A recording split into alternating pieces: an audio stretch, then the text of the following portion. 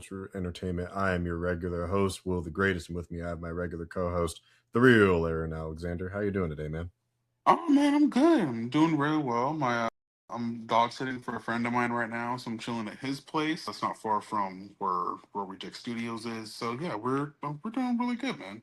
It's been a very chill week, catching up with some shows and whatnot. We're just talking about Avatar and Toy Story and X-Men the animated series right before this. So yeah, it's been a needed little getaway.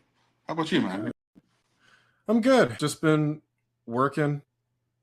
It's been busy. My a lot of stuff happening in August. My anniversary is next week, so figuring out plans for that. So that's exciting.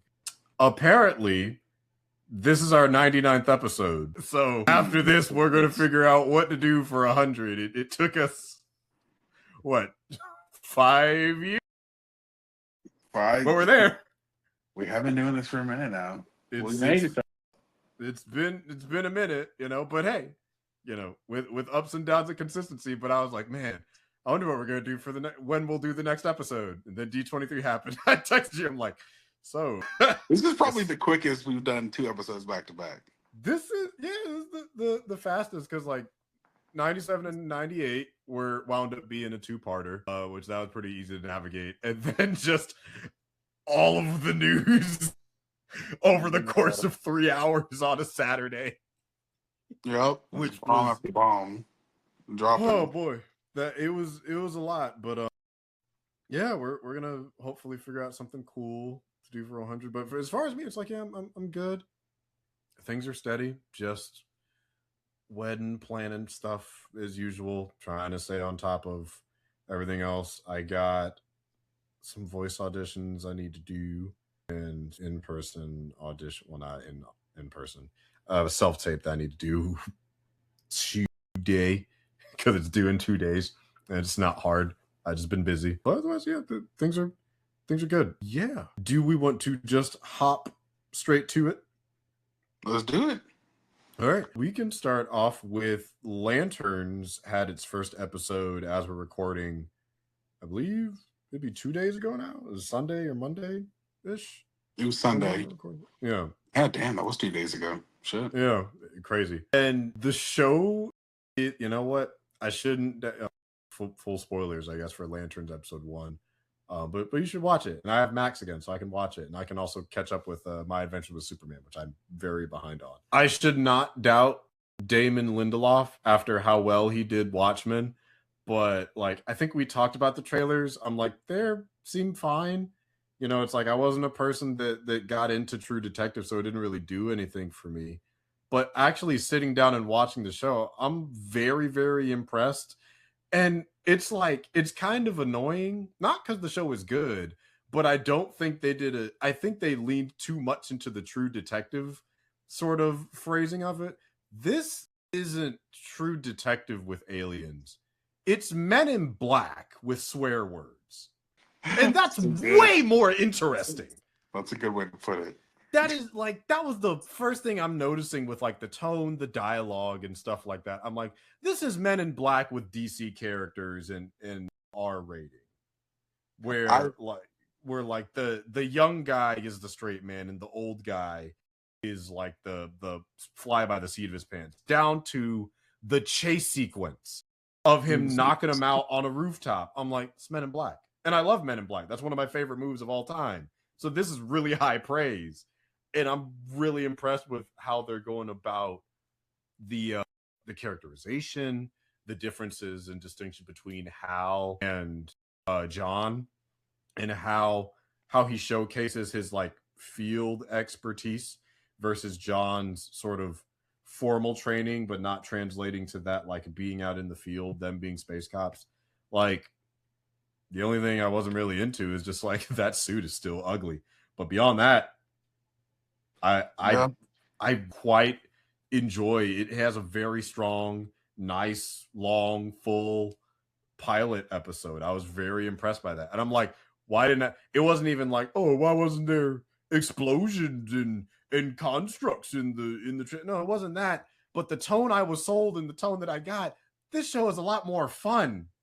and a lot more Yeah. interesting with the mystery than just, oh, here's the two serious space cops that's going for the mystery in town. Like I think that it doesn't sell, I think, the characters and how interesting they are and how they sort of compare with each other, with Hal being an old douchebag that actually is more competent than he looks, and then John being this prim and proper military straight-laced guy, but that actually works to his detriment because, shout outs to Fantastic Frankie, he's not as creative. He wasn't trained to be creative, he was trained to be a soldier. And that's really interesting as a point of conflict. But what were your thoughts on the pilot? I loved it. I thought it was great, and it was an interesting way to challenge what we know conventional traditional canon to be, while also being very true to the heart and core of what the Green Lantern is. And the way that they were able to do that was by showing this story take place over the course of 2 to 3 decades. And starting with 1996 and then going to 2016, and then at the very end during the 2026, which is where the rest of the DCU is right now. Right. And I really dug that contrast. That's kind of how you're going. We're talking about with Hal and with Jon Stewart. I think both Kyle Chandler and Aaron Pierre are greatly cast. I was very curious to see how they were into Hal Jordan, especially with Kyle Chandler, because he doesn't have that conventional superhero look to him per se. But I feel like that more rugged, everyman kind of thing works for this version of this character. And I really dig that we are getting to see these two guys who are at odds, and how Jordan, both reluctant towards his position, but also testing his patience, John's patience, to then make him in turn a better Lantern, seemingly in the future. But then the episode ends with, and I watched the podcast that Juju Straw Hat Goofy did, which is really good. Shout out to Goofy. It was Damon Lindelof. I'm forgetting the other guy's name, and Tom King, because the three of them all worked together to craft this show.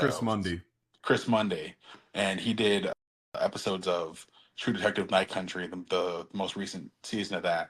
Oh, okay.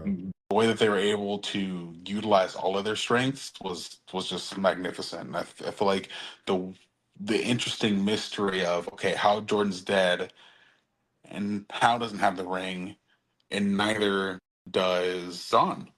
So I'm like, okay, this is a different sort of take. So are they trying to say that on Earth only one person can have the ring at all? There can only be one Lantern, because that's very interesting, because we have Guy walking around. And I think maybe, and in the podcast, it seemed like they were implying that neither of them have it because Guy is the one that has it, and maybe part of the mystery is why does Guy have it? Neither Hal or John have it, which I'm like, interesting. Okay. Because, that's what the writer was saying in that podcast. So I'm like, so why is there only one Lantern on Earth? Does the presence of John in the future change that? Are we going to uncover something that makes this feel, that widens the universe? I don't know. I'm very curious to find out. I like the fact that even though the show is technically grounded, it doesn't shy away from the lore and the weirdness of the Green Lanterns. Like the fact that a younger version of Hal, backed up 20 years ago, is still on the ring, and we're just like, oh yeah, because like space technology and all that shit was really interesting. First, something that I thought was hilarious, when John was in the bar talking to old homeboy's wife, and then they was fucking in the car. That's my girl too, from Never Have I Ever. Porna Jagannathan, I think is her name. But the fact that he used the ring to light her cigarette. So I was like, I didn't know they had a game like that. I didn't know they could do that. The way I started blushing when it's like, oh, grandma's here, and they like, hold up, what's her name? Because I got the list in front of me. Zoe. So it's like, oh, grandma Zoe here. It's like, Zoe Macon, now you know my name. And she walks up, I'm like, ooh. Ooh, I just got flustered. And all she said was that. I'm like, hold up, girl. Take me back to the truck. Also, this is just a minor aside. I didn't realize that a lot of people don't know who she is because I saw her for 4 seasons on Netflix. So I'm very familiar with this woman playing Maitreya Ramakrishnan's mother on Never Have I Ever. But she was great on that show. A lot of people were like, oh, who's this white lady? I'm like, white? Nigga, do you not know what Indians look like? Yeah. Did we forget what white? Why? What that is a beautiful brown queen. Yes, it First is. of all. She is. Yeah, it's like if you didn't see it from that, she's in Deli Boys. Oh, I haven't seen Deli Boys. Yeah, so it's like y'all gotta have seen her in something, but she was clean with that shit, and especially on the exit, it's like, yeah, nothing better than eating off another man's grill. And it took me a second to be like, ha ha ha ha. It's funny because he slept with your wife. Yeah. What do you think about the, I guess for now, non-racist xenophobic militia in Nebraska, which was an interesting sight where it's like, oh, because you're worried about the government. It's like, government? No, I'm worried about aliens. Dirty aliens. I'm like, okay, all right. Like, wow, okay, we're doing this. Yeah. I thought it was interesting. I thought it was like, okay, this is clearly an allegory for some stuff that's happening in our country. Plenty of stuff. And I'm curious to see where it goes, because it was not an angle I was expecting going into this, and we just haven't going to see an array of different types of characters on here, including our cop character, which the writer said was inspired by the cop from Fargo, who Frances McDormand played in the movie. And the fact that she is someone who has skills and intelligence in her own right. They may be space cops, but she's a small town city cop. So it was interesting seeing all of their different strategies work together to try to uncover this mystery, and how John, he's still smart, but he's not ahead of the curve. So I dug that. And watching an interview with Aaron Pierre talking about how he's still green and he liked the challenge of playing 2026 John versus 2016 John. And you see like a maturity and a difference between those two versions of the guys over the course of the season. So I'm very fascinated to find out how he's different other than having a goatee. Yeah. Because a goatee does age him. I will say that. It does. It adds a level of maturity. And I know a lot of people are very curious to see his interactions with Hawk Girl, which at first I thought was kind of a weird thing to reference, because I remember they did it in Justice League. I know it's a different Hawk Girl technically, but then I learned that Aaron Pierre is only 32 and Hawk Girl's actress is like 25, 26. I'm like, oh, that gap is not nearly as weird as I thought it was going to be. It's not big, but he looked like a grown man. He looks like 38, right? And she looks like 21. Exactly. So the fact that they're not that far apart in age and are both like rent-a-car adults, it's like Isabel Merced, that's her name. Yeah. It's like, oh, I guess if you wanted to, you could, and it would be, I don't know, him with my girl made a little bit more sense to my eyeballs, even though she's like in her 40s. Oh, for real? How old is she? Not even that. She's 53. She a fine 53. Well, grown folk don't make a difference. But yeah, like she has almost 20 years on him. Actually, she does have 20 years on him. Like a flat 20 years. Look, game is game. People are like, oh, he have no discipline. He started clapping. And you would too. She's beautiful. What's the issue? He's in a town full of racists. He's gonna take what he could get. He's one of 2 black people there. Right. Like, what'd you think about the interrogation sequence and how kind of hit him on that? I know a lot of people have found that to be very, very humorous, as far as just like, him not knowing Hogwarts and his lack of reaction about Barack Obama. It's like Barack Hussein Obama, is like, he's the 44th president of the United States of America. Yeah. That's That's all you got to say. And this is 2016. So this is right at the peak. This is right as MAGA is unfurling with full power. Is like in rural Nebraska.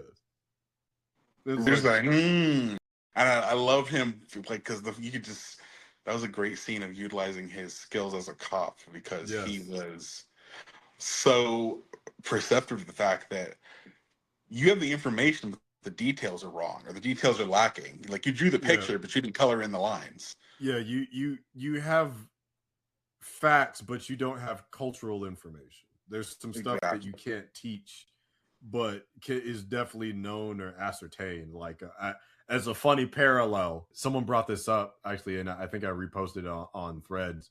He was saying, "It's like, yo, did you notice how in Brand New Day, when old boy the black guy started talking to him, he's like, hey Spidey, you good?'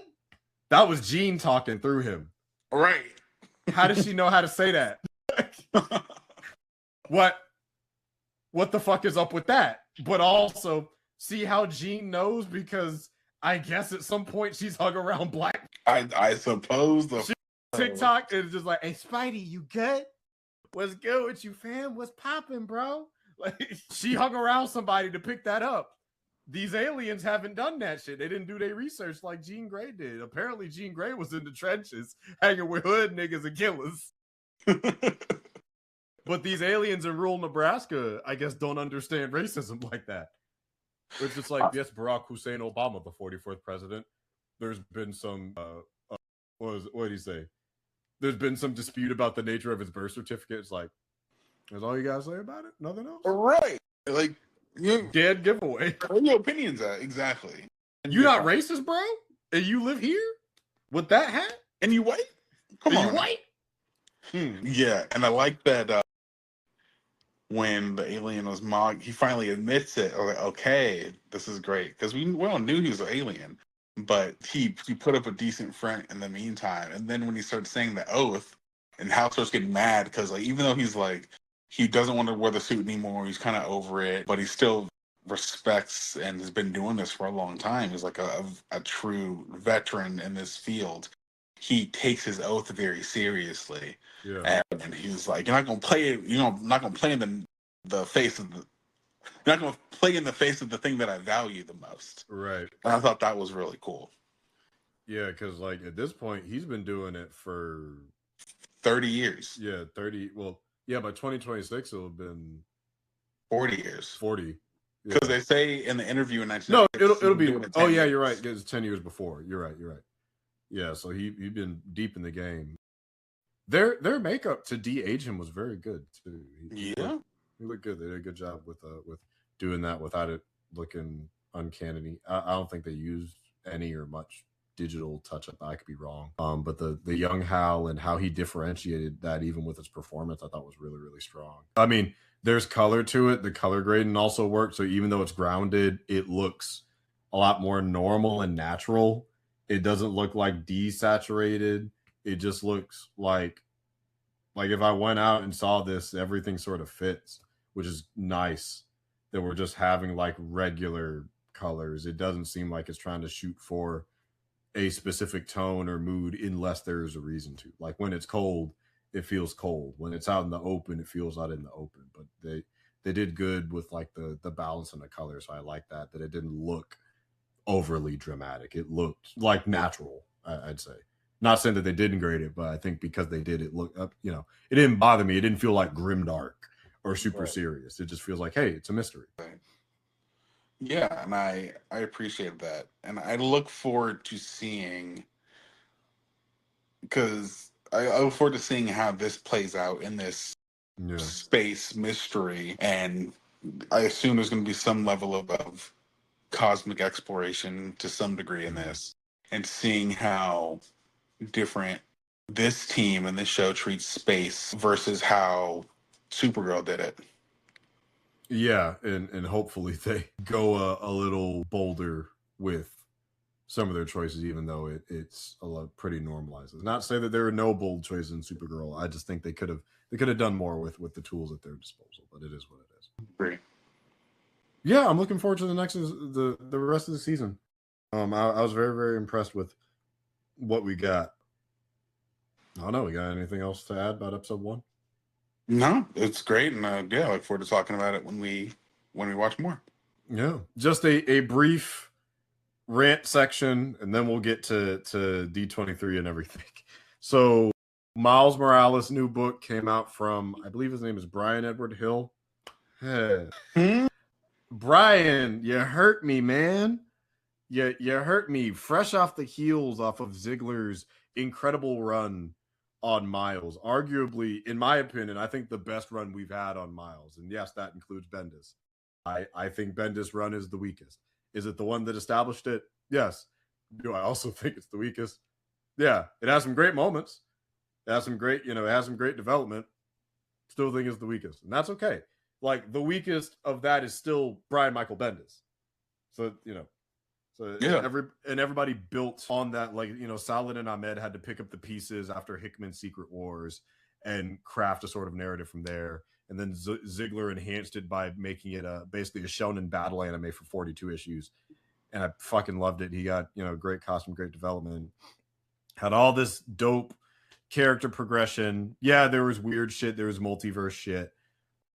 But he was even putting in new rogues. Like, there's a guy that had bees. He introduced 2 new potential rivals with White Cat, who's a Native American thief. And then I think her name is Kitsune, who is a half black, half Japanese fox woman. There's also an assassination team. So he built up a lot of like rogues. He became a herald of Anansi. He had his long-standing relationship with Tiana Toombs, which was really, really dope. And just a lot of that stuff got like swept to the side within the first 3 pages. Ugh. Terrible. We, like, off screen, his bulletproof Wakandan suit is gone with no explanation, and it's been like that since Ultimate Impact, which is a minor crossover that builds off of an event where he crossed over to the Hickman Ultimate Universe recently. They don't explain what happened to the suit, even though he had it at the end of his Ziegler run. That's been annoying me for months. They don't explain it here. He's just back in his old suit, which is a shame because I really like that suit. Old suit. Him and Tiana broke up off screen, which sucks because it's like, okay, well, here we go with no real black couples in Marvel going on right now. They straight up say they broke up. Yeah. But it doesn't show them breaking up. It says it's like, yeah, now that Tiana and I are broken up. What in the fuck is this? Sorry, something just randomly started playing. Yeah, him and Tiana broke up without much explanation. Hopefully we'll get a flashback to explain it, but I don't know if there's anything that could really justify it. It just essentially sort of resets him. Like, they acknowledge that those events happened, but I guess it's an attempt to be sort of a back to basics for Marvel. But like there was not a leitmotif, but there was like an ongoing thread too between both Salad and Ahmed's run and Cody Ziegler's run of him using his journal as a way to sort of process his thought throughout. And a lot of Ziegler's run was him actually navigating and working with him having anxiety. Oh, shit. And him having his own therapist, who I think her name is Kenny Kwan, or Keisha Kwan, who is a gamma irradiated woman, half black, half, I think, Korean, named Powerlift, who's really dope. So established all this supporting characters. Genki had a ponytail and a little bit of chin hair. He was getting older. So there's all this really dope stuff that was packed in there. Just to peel it back. Eradicated. Just like, it's not dead, but it's like sped past. So it could be like, okay, he's just like friendly neighborhood Spider-Man again. And I understand that like a new artist and a new creative team is going to want to put their own mark on a book. It just sucks after such a strong run. I think the art on this book is carrying it super duper hard. Now, granted, it's 1 issue. I am going to read it because I do my best to follow like Miles' book pretty consistently. But like writing wise, his voice is there. And, they're introducing a new villain. I think his name is Grendel or something. And he has beef with Miles' dad, Jefferson. But like, even his brother Jaime, a.k.a. Shift, was a great addition to the family. So I got to see what they do with it. But it did definitely confirm some stuff I was worried about, of just like, hey, we're going to Reset Miles, who is a character that I think, after trying to establish a lot for him in a long time, doesn't need a reset. You know, it's kind of like how every time Peter Parker gets a new writer, it's like, okay, and back to the new normal of being friendly neighborhood Spider-Man, but with new adventures. Like, no, you can keep the growth and development and build on it with new stories and new experiences. We don't have to do all the multiverse stuff, but all the groundwork was already there for him doing stuff in his neighborhood with like the Assessor, which was this evil AI that came back a bunch of times. There's Rabble, who is his hilarious, stupid ass rival who has these crazy technopath powers, who hates him for a very petty reason, which I think is interesting. So there was a lot that was built up between the last two runs, and I have to see where this goes and in the sort of legacy and stamp that Hill is trying to put on the character. But it is highly disappointing to kind of where it's starting from my opinion. It has beautiful art, great cover art, great interiors. So the artist on this book is really, really good. But even just like, I hate to take it there, but I'm gonna take it there for a second. You got rid of the relationship he had with the black girl as a teenage boy and said, okay, cool, here's a new Ukrainian girl. I don't know, man. Like the one that I could think of. Like, I'm trying to think, you know, I don't know if as far as I know, like I know Storm and Black Panther aren't together, they're just homies. What? Oh, that's lame. Yeah, like they have a nice platonic, they have a love there, but they're not romantically involved, and they haven't been for a while. Which is, they broke up, or they just kind of retcon their relationship? No, they've been broken up for a while. I know they broke up again during the Ridley run on Black Panther, which was terrible. What a horrible run. God, that whole book was just straight character assassination. For like 12 issues, just disrespected the fuck out of T'Challa. It was so bad. But I know, like, they talked a couple times in Storm's run, and they acknowledge that they have love for each other and a lot of care, but they're just choosing to go their own ways, which is a very mature way, I think, to handle it. But, like, I don't think Blue Marvel and who's my girl? Monica Rambeau. Yeah, I don't think they're still together. She had her solo book, and they didn't really reference anything. They might still be together, but I don't think so. I think that's it. Those are all the, like, major black and black relationships. So this was, I think, the only one that Marvel had, and you just kind of, here's a new Ukrainian love interest, just slide her in there. It's like, well, I mean, I'm sure it's fine, but comics are ever changing, and who knows, maybe they'll get back together at some point in the future. Sure. It just would have been nice to have a relationship last more than a couple of years. Like, I agree. I think there's something interesting there, because it's not like Mary Jane, where this is a regular person and a hero, even though Mary Jane is Venom now. So that whole thing and Queen in Black and stuff. It's a book I've been reading. It's actually a very interesting book because it's Al Ewing, and he always writes interesting shit. But they're in the middle of another event. I think they're about to go back to status quo where Eddie Brock is Venom again, I think in October. So that'll probably be when I fall off the book. But regardless, yeah, it was interesting where it's like, oh, we both have powers and we both have to like work with that. And they both have really good banter with one another as a black guy and a black girl would. But hey, I will give the new girl a chance. I will give the book a chance. I'm just not enthusiastic about it, which is a shame. But the art is beautiful. It's a great looking book. But, you know, it's like the suit's gone. The Anansi stuff is gone. Right now, it seems like the Rogues Gallery isn't coming back, but we'll see. The girlfriend is gone, so we got a new status quo, I guess. So hopefully it's good. I don't want it to suck. I don't want to be disappointed. I gotta be open. But, you know. Knock on wood. Maybe I'll get back on it because it's been some time since I've read a Miles run myself. So maybe I'll hop on at this point or go back to the. I don't know, because hearing you talk, I'm like, maybe I'll go back and read the old stuff. I'm like, oh, then I'll be pissed off too. Yeah, I'd say. Yeah, because Bendis' run when he was in 616 was really shaky. That was when he got That was when he got those Super Saiyan powers where he was exploding.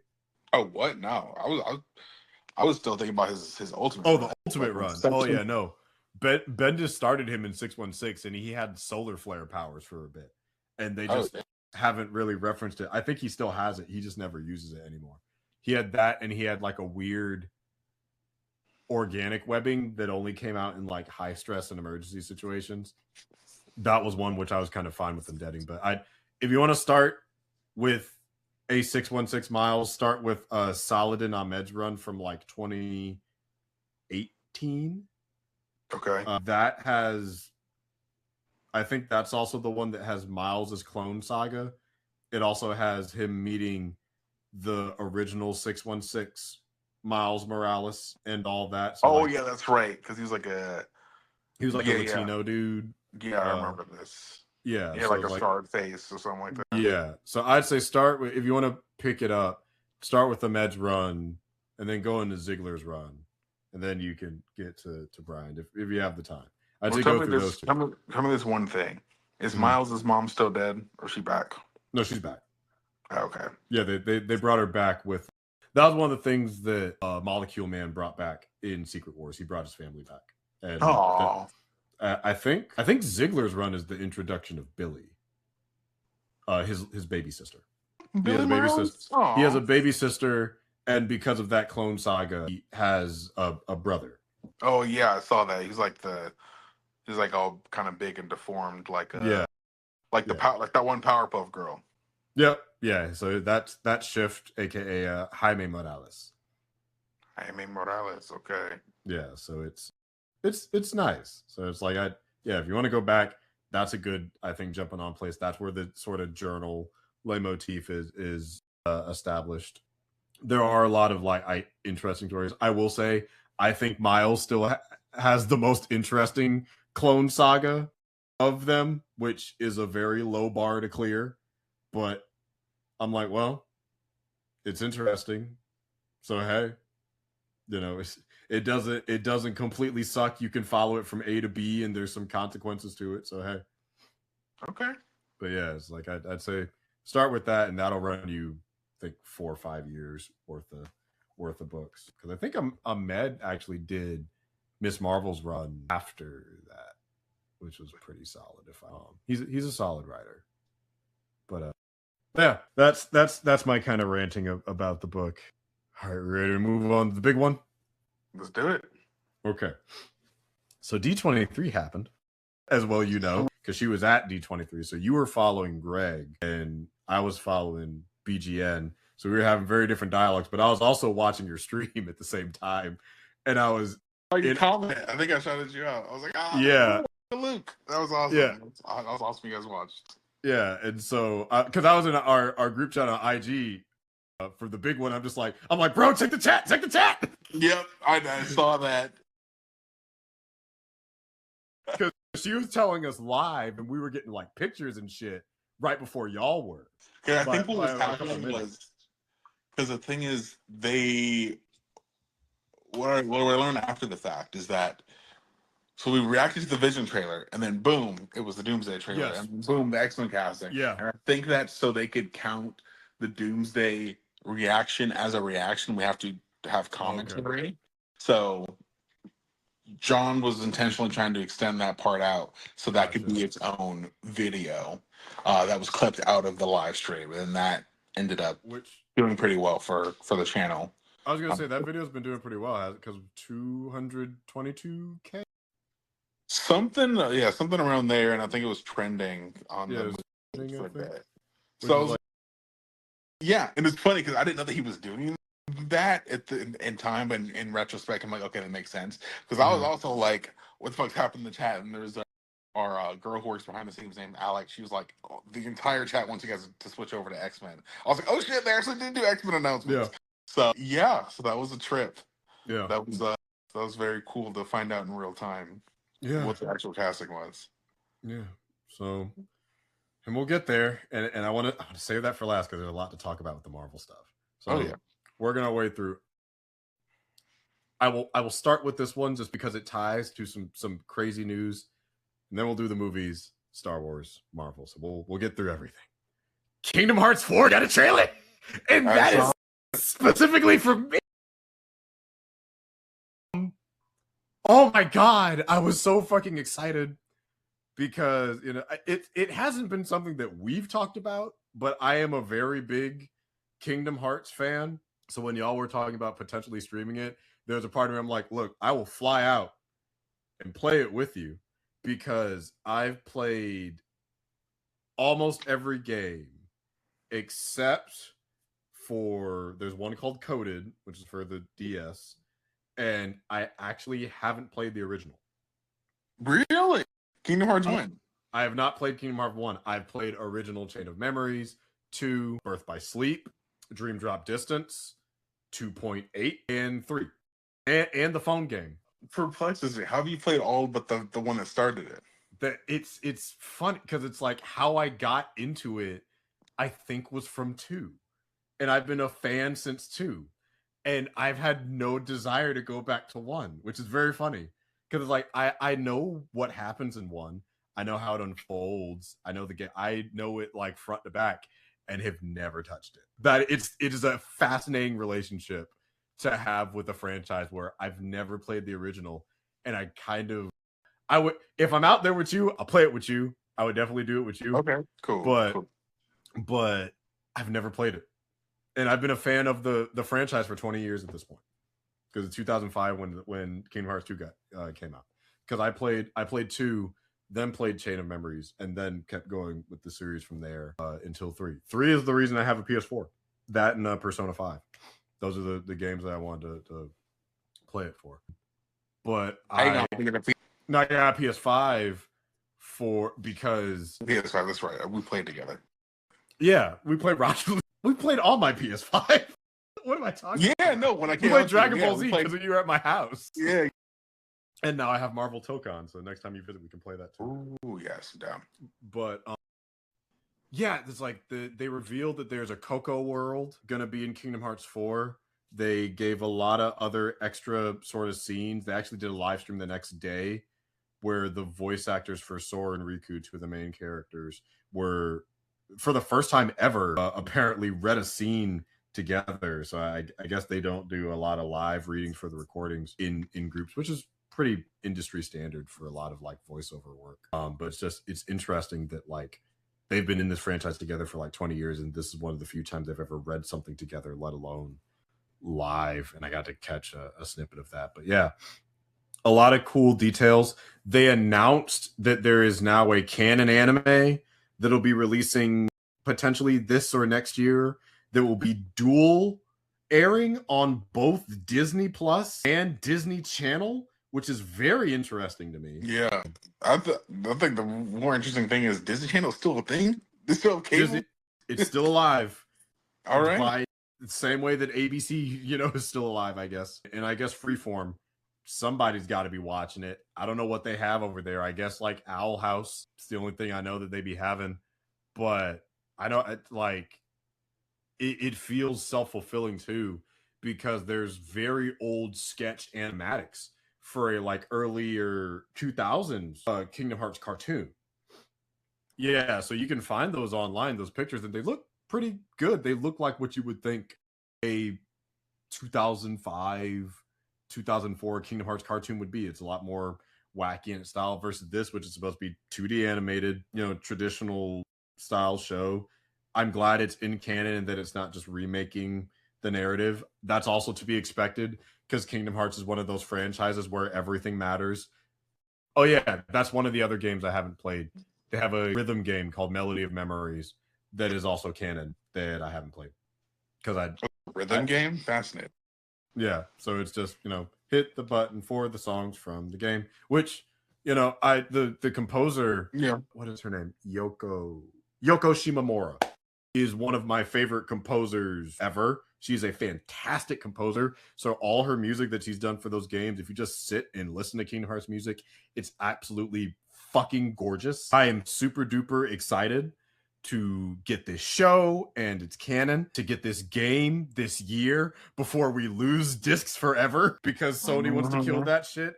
And these games were predominantly, well, they weren't Sony, the main titles were Sony exclusives. And then they would put spin-offs on other random bullshit hardware like PSP and, well, not bullshit, legitimately good side hardware, but it would be canon content. Yeah, I played 358 by 2 days. Very fun game. But the reason I started with this is I think 2 days later, the news broke that Hayden Panettiere died. And Hayden Panettiere was the original voice for the lead girl character, Kyrie, who's one of the main motivating factors for the first game. She's a big mystery and reconnection at the second game. So from, I believe, 2 to 07, as well as some archival dialogue, she was the voice. She was the lead girl. She's also known for Heroes, and I've seen her in the Scream movies. Yeah, she was in the I think 3rd or 4th Bring It On movie, where she had that very funny dance battle. She passed away age 30. at 36, and I'm actually getting a little emotional. It's heartbreaking. It's tragic. Her brother apparently passed a couple years ago. Like, I think in 2023. So just my heart breaks, not just for other people in the fandom, in the community, and people that admired her talent and her work. And she's been going on tour because she had a memoir recently, I think either this May or last May, about her life. She's been battling, I think, her own sort of demons regarding, I think, her mental health. And I believe I also heard some things about like her struggling with addiction to the point where she released full custody to her ex for her daughter. But it's just really tragic. You know, she's only a couple of years older than us. It's sad. People are telling their stories like, what is her name? Not her. The new actor for Kyrie that had taken over posted a video on Instagram, just like mid cry about that they're heartbreaking about it, because it's just like, this is also someone that they would have known. They both would have been in working for, I think they both worked for Disney in different avenues or something like that. They're Allison Stoner. He took over? I didn't know that. Oh, wow. Yeah, Allison Stoner took over as the primary voice for Kyrie and some of the redubs and in Cage 3 and stuff like that, and was just really tore up about it, because it's just a really tragic, unexpected thing. You hate to hear about how somebody goes. I know that there's rumors that it might have been related to an overdose. Can't say for sure. This is really sad. It's really sad that we get kind of like this, beautiful experience as a fan base, and then boom, somebody that is a part of this, the KHIG themselves put out a in memoriam post for her. And this isn't the first death that's happened. This is like the 3rd or 4th in the series, but this is the youngest one. Really? Yeah, there's a character named Xehanort. 2 of the actors for him passed. One of them was Leonard Nimoy, and the other was the brother that did Tears in the Rain from Blade Runner. And so it's like he's had like 2 recasts, which is very tragic. So his current voice is Doc Brown from Back to the Future. Okay. Yeah, that was the current voice for the character. But yeah, it's just it's sad. Rest in peace to Hayden. Yeah. Condolences and nothing but like positive thoughts and energies to her family. I can't imagine what her family's going through right now, like her parents and her daughter. And her daughter. Yeah. Because like, terrible. That child loses a mom, but those parents lost 2 kids within 4 years of each other. Young, very young. It's horrible. It's horrible to see. And really just sending, condolences to them. A lot of us are still like kind of mourning it. Like the most enthusiastic thing, and I think the most that apparently a lot of Black people really fuck with Hayden Panettiere, and I did not realize that. She apparently did like, I think, a movie with Denzel and a bunch of other stuff when she was like real little. There were some Black projects, with that infamous Bring It On dance scene. And I've seen people kind of riffing on that, and we're just like, because we're laughing to stop from crying. Like, she, from the interviews and stuff I've seen, she seemed honest. I can't claim to know her. I don't know her, but from her, this parasocial dynamic I have of an understanding of of a celebrity. She seemed nice, seemed well-rounded. She seemed like she wanted better for herself, seemed willing to put herself out there and make herself vulnerable in a lot of spaces, seemed willing to admit her vices. It's a hard thing to do. Yeah.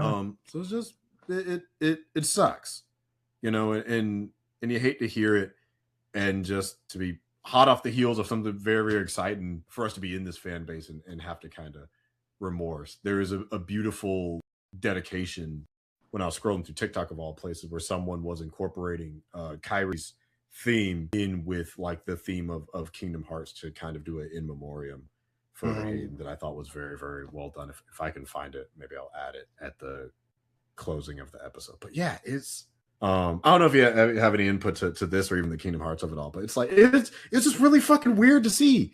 Death is killing the wrong people. We're losing the wrong people way too young, and it's horrible. Yeah, no, it is really tragic, and it's a very surreal sort of thing. The fact that it's happening, or that it just happened. Again, someone so close to our age, someone that we grew up watching on film and TV and in video games, and she was somebody who didn't feel like got a lot of love or recognition, at least in these most recent years while she was alive. I feel like she was really part of a lot of conversations that I was hearing, at least within my sphere. But yeah, it is great to see that a lot of people are giving her love and her flowers now, and you know, her legacy can live through her work. And when you go back to watch these things, you feel another level of appreciation for who she was, and you know, the things that she put into the world. So I think it's very, yeah, it is very tragic. It's very sad. It's very recent at the time of recording this, but yeah, I think that, yeah, she seemed like a very genuine person, and yeah, she'll be missed. And you know, and on the Kingdom Heart front, I haven't played a ton of Kingdom Heart. I've started the first game a number of times and not gotten very far. The mechanics are a little wonky, a little old, but so yeah, I don't really know much about the lore per se, and even so, having started a lot of lore. I can send you this dude named Barry broke down all the games through 3 if you're ever curious, in a very funny way, in about 30 minutes. Okay, well, hey, maybe I'll play it for the channel one day. Who knows? Sure. But yeah, I mean, the fact that there's a show coming out, I'm sure you, amongst a lot of other my friends who are super big into Kingdom Hearts, are excited about this. I'm very curious to see what that's going to look like, because I'm like, I've never on my bingo card of life imagined Mickey Mouse and the gang in an anime before. So yeah, curious to see what that. It was funny in the BGN chat, because it's like, I want to say like 200 of us, 250 of us, all like yammering on and on. And there are a couple things that I had called unintentionally, like when everything was starting, even though D23 started, I think had 30-minute delay or something because of something going on. But people were like, oh, what if there's Kingdom Hearts? There's probably a Kingdom Hearts thing. I'm just like, yeah, what are they gonna do? Announce the anime? And then it showed up. I'm like, oh my god, real. Was there rumors that they're gonna be an anime for a while or something? It's something that has been kind of wanted in the fan base, just as like another sort of medium to attempt, because it is one of those multimedia franchises. Like there's merch, there's several manga based off it. There, you know, you got your music and everything, but it's just like, oh, another way to sort of integrate into this world that has, it's not, I don't call it complicated, I call it dense. Oh, for sure. So it's like the lore of Kingdom Hearts past those first 2 games, really the first 3, it gets dense. It becomes like a 15-layer bean dip. So it's not that you can't get through it, but you do have to kind of pay attention, because half the time you just hear darkness, heart, darkness, light, dark, heart, darkness, friendship, nobody, friendship. Light, heartless, nobody, darkness. Yeah. Which isn't that far off from what the plot is. But it's something I think that fans have been curious about to see. It's like, how would they do it and what would they do? Would it be a retelling or would it be a new story? I'm glad it's a new story. I wouldn't be against a retelling, but then you'd have to honestly probably recast half the cast because they've been doing these voices for 20 years. And the last time they tried to do Haley Joel Osment as himself as a 14-year-old, he did not sound 14 because he was like 30. Haley Joel Osment tried to play himself in a game? The middle game between 1 and 2 is called Chain of Memories. And it was originally for the Game Boy. So there was no dialogue there. They did a re-release of it called Re-Chain of Memories for the PS2, but it was initially Japanese only. So years later, they re-released it again as part of a collection, but they did an English dub of Re-Chain of Memories. So they had to bring in Haley Joel Osment, where in the original Kingdom Hearts, like Kingdom Hearts 1, I think he was like, it's about 2002. It was a couple years after Sixth Sense. So he was in like his mid-teenage years. You jump cut to like late 2000s, early 2010s, he's in his 20s. So those balls have dropped. So who's he playing? Sora. He's still the main character. But remember, this is like, so you got Kingdom Hearts 1, Chain of Memories, Kingdom Hearts 2 in terms of timeline. So like 14, 15, 16. So at 14, Sora's 14, Haley Joel is like 16, 17. Yeah. Skip. By the time he's dubbing like 15-year-old Sora, he's like 23, having to play himself as like a 15-year-old. Is he still Sora? He's been playing Sora this whole time. Sora has not been recast. Wow. Except for, I think, in Birth by Sleep, they had somebody play him because he was like 6. Oh, okay. Wow. Yeah. Sora's been the same voice. Riku's been the same voice. Kairi, I think, is the only one that's, aside from baby Kairi's the only one I think that's had like 2. But most of them, they're unless they pretty much die, they generally try to keep who they can get. Or it's like really, really way back in the past, they usually keep who they have. They're usually pretty good about that, which is very impressive for a series running on this long to say that you've been voicing this person literally the majority of your life. Yeah. So Haley Joel Osment is like in, I think, his early 40s now. He's still Sora. In the trailer that they showed for KH4, they showed the English one. That's him playing Sora at like 18, roughly 17, 18. 40-something-year-old man, because, hey, why switch it up? He ain't done nothing to get in trouble. Right. I mean, hey, if it ain't broke. If it ain't broke, voices still work. And they still, even when they were reading through those lines in that script, they still sounded good, despite voicing versions of themselves from 2006. They sounded good. Damn. It's like hopping in an old pair of jeans. But yeah, I'm super duper excited, and to find out that we will be getting it, I think they said later this year. I think it was the release that they put for it. Maybe I'm tripping. Hold on. They said, what did they say? Oh, late 2027. Okay. So late next year, which is still okay, because I know what they want to do is like, we need to dodge that PS6 bullshit, because we didn't talk about this on the show. And this would add an extra hour if we dig into it. But, Grand Theft Auto and PlayStation said they're ending. Grand Theft Auto 6 is not doing physical edition, and PlayStation is stopping the retail of physical edition starting in 2028. So I imagine every company between now and then is just trying to get them shits out. And I don't blame them, because I won't be getting a PS6 because of that. Friendship with Sony has ended, and I'm mad. That's some bullshit. It is some bullshit. But yeah. Shall we continue? Yes, we've been recording for an hour. We haven't touched the big shit yet. Okay. All right. So here's the next hour. First up, Frozen 3, November 24th, 2027. Do we have any thoughts on that? It's a wedding, a new villain, and a new love interest, and the return of the famed Adele Menzine. That was good. No, I mean, I barely remember Frozen 2. So, cool. Wedding. Nice. Yeah. Happy for the Frozen fans out there. Very, very much amazed. Very excited. Who's surprised? Frozen No one made way. $1 billion. I'm pretty sure the second one did too. Hexed, coming out November 25th. Walton Goggins, Haley Steinfeld, Jodie Foster. We've known about this for a little bit. Good cast. Trailer looks fun. Yep. I'll catch it. I'll wait for review. I don't know if I'll wait for reviews. Maybe we'll see. It didn't blow me away, but I was like, it looks cool. It looks like a good time. So yeah, I'll check it out. Disney rarely misses. Yeah. Give it a shot. Seeing a couple snippets of it here or there. I think I just saw some production still, so I'm just like, okay, neat. Good Witch versus Bad Witch. Interesting. Well, we got the real major one here.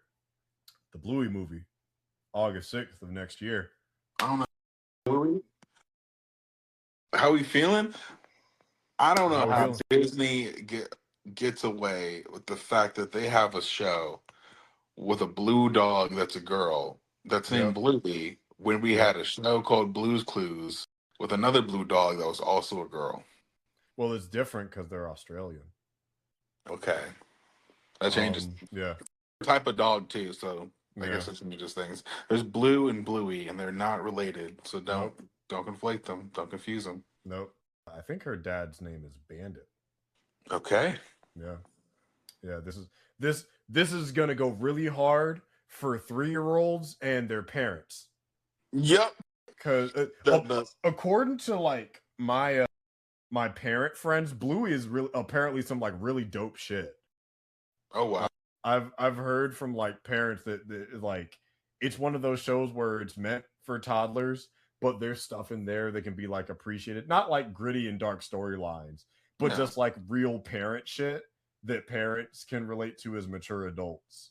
Okay. Good for parents. That's awesome. And sentient animal movies are up. You know, we got Paw Patrol, we got Bluey. Hey, we don't fuck with Paw Patrol around here, big dog. Nah. We fuck with them class traders. We don't fuck with the ops in the Paw Patrol. I don't give a fuck if they're going to Dinosaur Island. They post all dogs go to heaven except for the fucking class traders in the Paw Patrol. Fuck nigga. If you add BAN or FN at the end of anything, it gets more real. Shout outs to Bluey in the Bluey movie. Yeah. The new Simpsons movie is coming out September 2027. It will be 21 years since 20 years since the last Simpson movie. Jesus. How long has it been on? 40 fucking years at this point? Yeah. What's crazy? I think Simpsons started in the 80s, right? Not the 90s? It started in the 80s, you're correct. Because it was a branch of the Mary Tyler Moore show, I think it was. I might be misremembering, but regardless. So, okay, here's a weird thing. In 1989. What's crazy is just recently my fiance and I have been watching a couple episodes of The Simpsons because there's no new episodes of Family Guy. It's, much to my surprise, actually pretty good, which is very weird. I thought it was going to be hot dog water. I thought it was just noise while we were eating dinner. I'm actually watching the episode and I'm like, wow, this is actually getting some genuine laughs out of me. So its writing is like not bad. Like they had an episode that was a big parody of that mediocre Shyamalan movie Trap from a few years ago. But it was mixed. It was mixed with like the big ass globe from Las Vegas is like the setting for it, but it's in Springfield. It's a whole thing. The writing on the show isn't bad, which is astonishing for a show that is older than us. Yeah. Yeah, some too. Crazy. Yeah. I am surprised. So are we gonna see this? I mean, I probably will. I reacted to the first one, so I'll probably react to the second one. Yeah, I think I saw the first one in theaters. I own it on DVD. And I remember liking it quite a bit, which is probably why I own it on DVD. So sure, I'll check it out. Why not? Why not? Zootopia 3, introducing birds. I still haven't seen Zootopia 2. I know the plot. Yay, birds, I guess. I don't know. Yeah, I mean, I like Zootopia 2 from what I remember. The down was with reptiles and snakes. So yeah, they're fun movies. I will for sure be checking that one out. Yeah. Do we have a? No, it's in the works. Okay. Clay, a new animated movie for November 2028 starring Kieran Culkin. We got a piece of concept art and it looks interesting. It's so funny, just like the movies that we see that have concept art that we don't know anything about yet. Because I remember when I went to D23 in 2022, they showed concept art for the movie Wish, and that movie went the wind because no one ever talks about that. I think you told me about that. I was like, boy, that looks interesting, and it's gone. And it's gone. It's gone. Ariana DeBose voiced the main character, and it's supposed to be like an anniversary type of film, and like explain like the star and anniversary shit. I think the only thing I know about that movie, well, I know a couple things about it because I've seen people review it critically. I think I walked in one day and my mom was watching that. I'm like, are you watching Wish? She's like, yeah, it's on Disney Plus. Because I be walking in, she just be watching shit. Like I walked in when I was at her house the other day. I walked in and she was watching Cloak and Dagger. I'm like, girl, what you watch? She's like, oh, I'm trying to catch up on the stuff I missed. I'm like, what's that?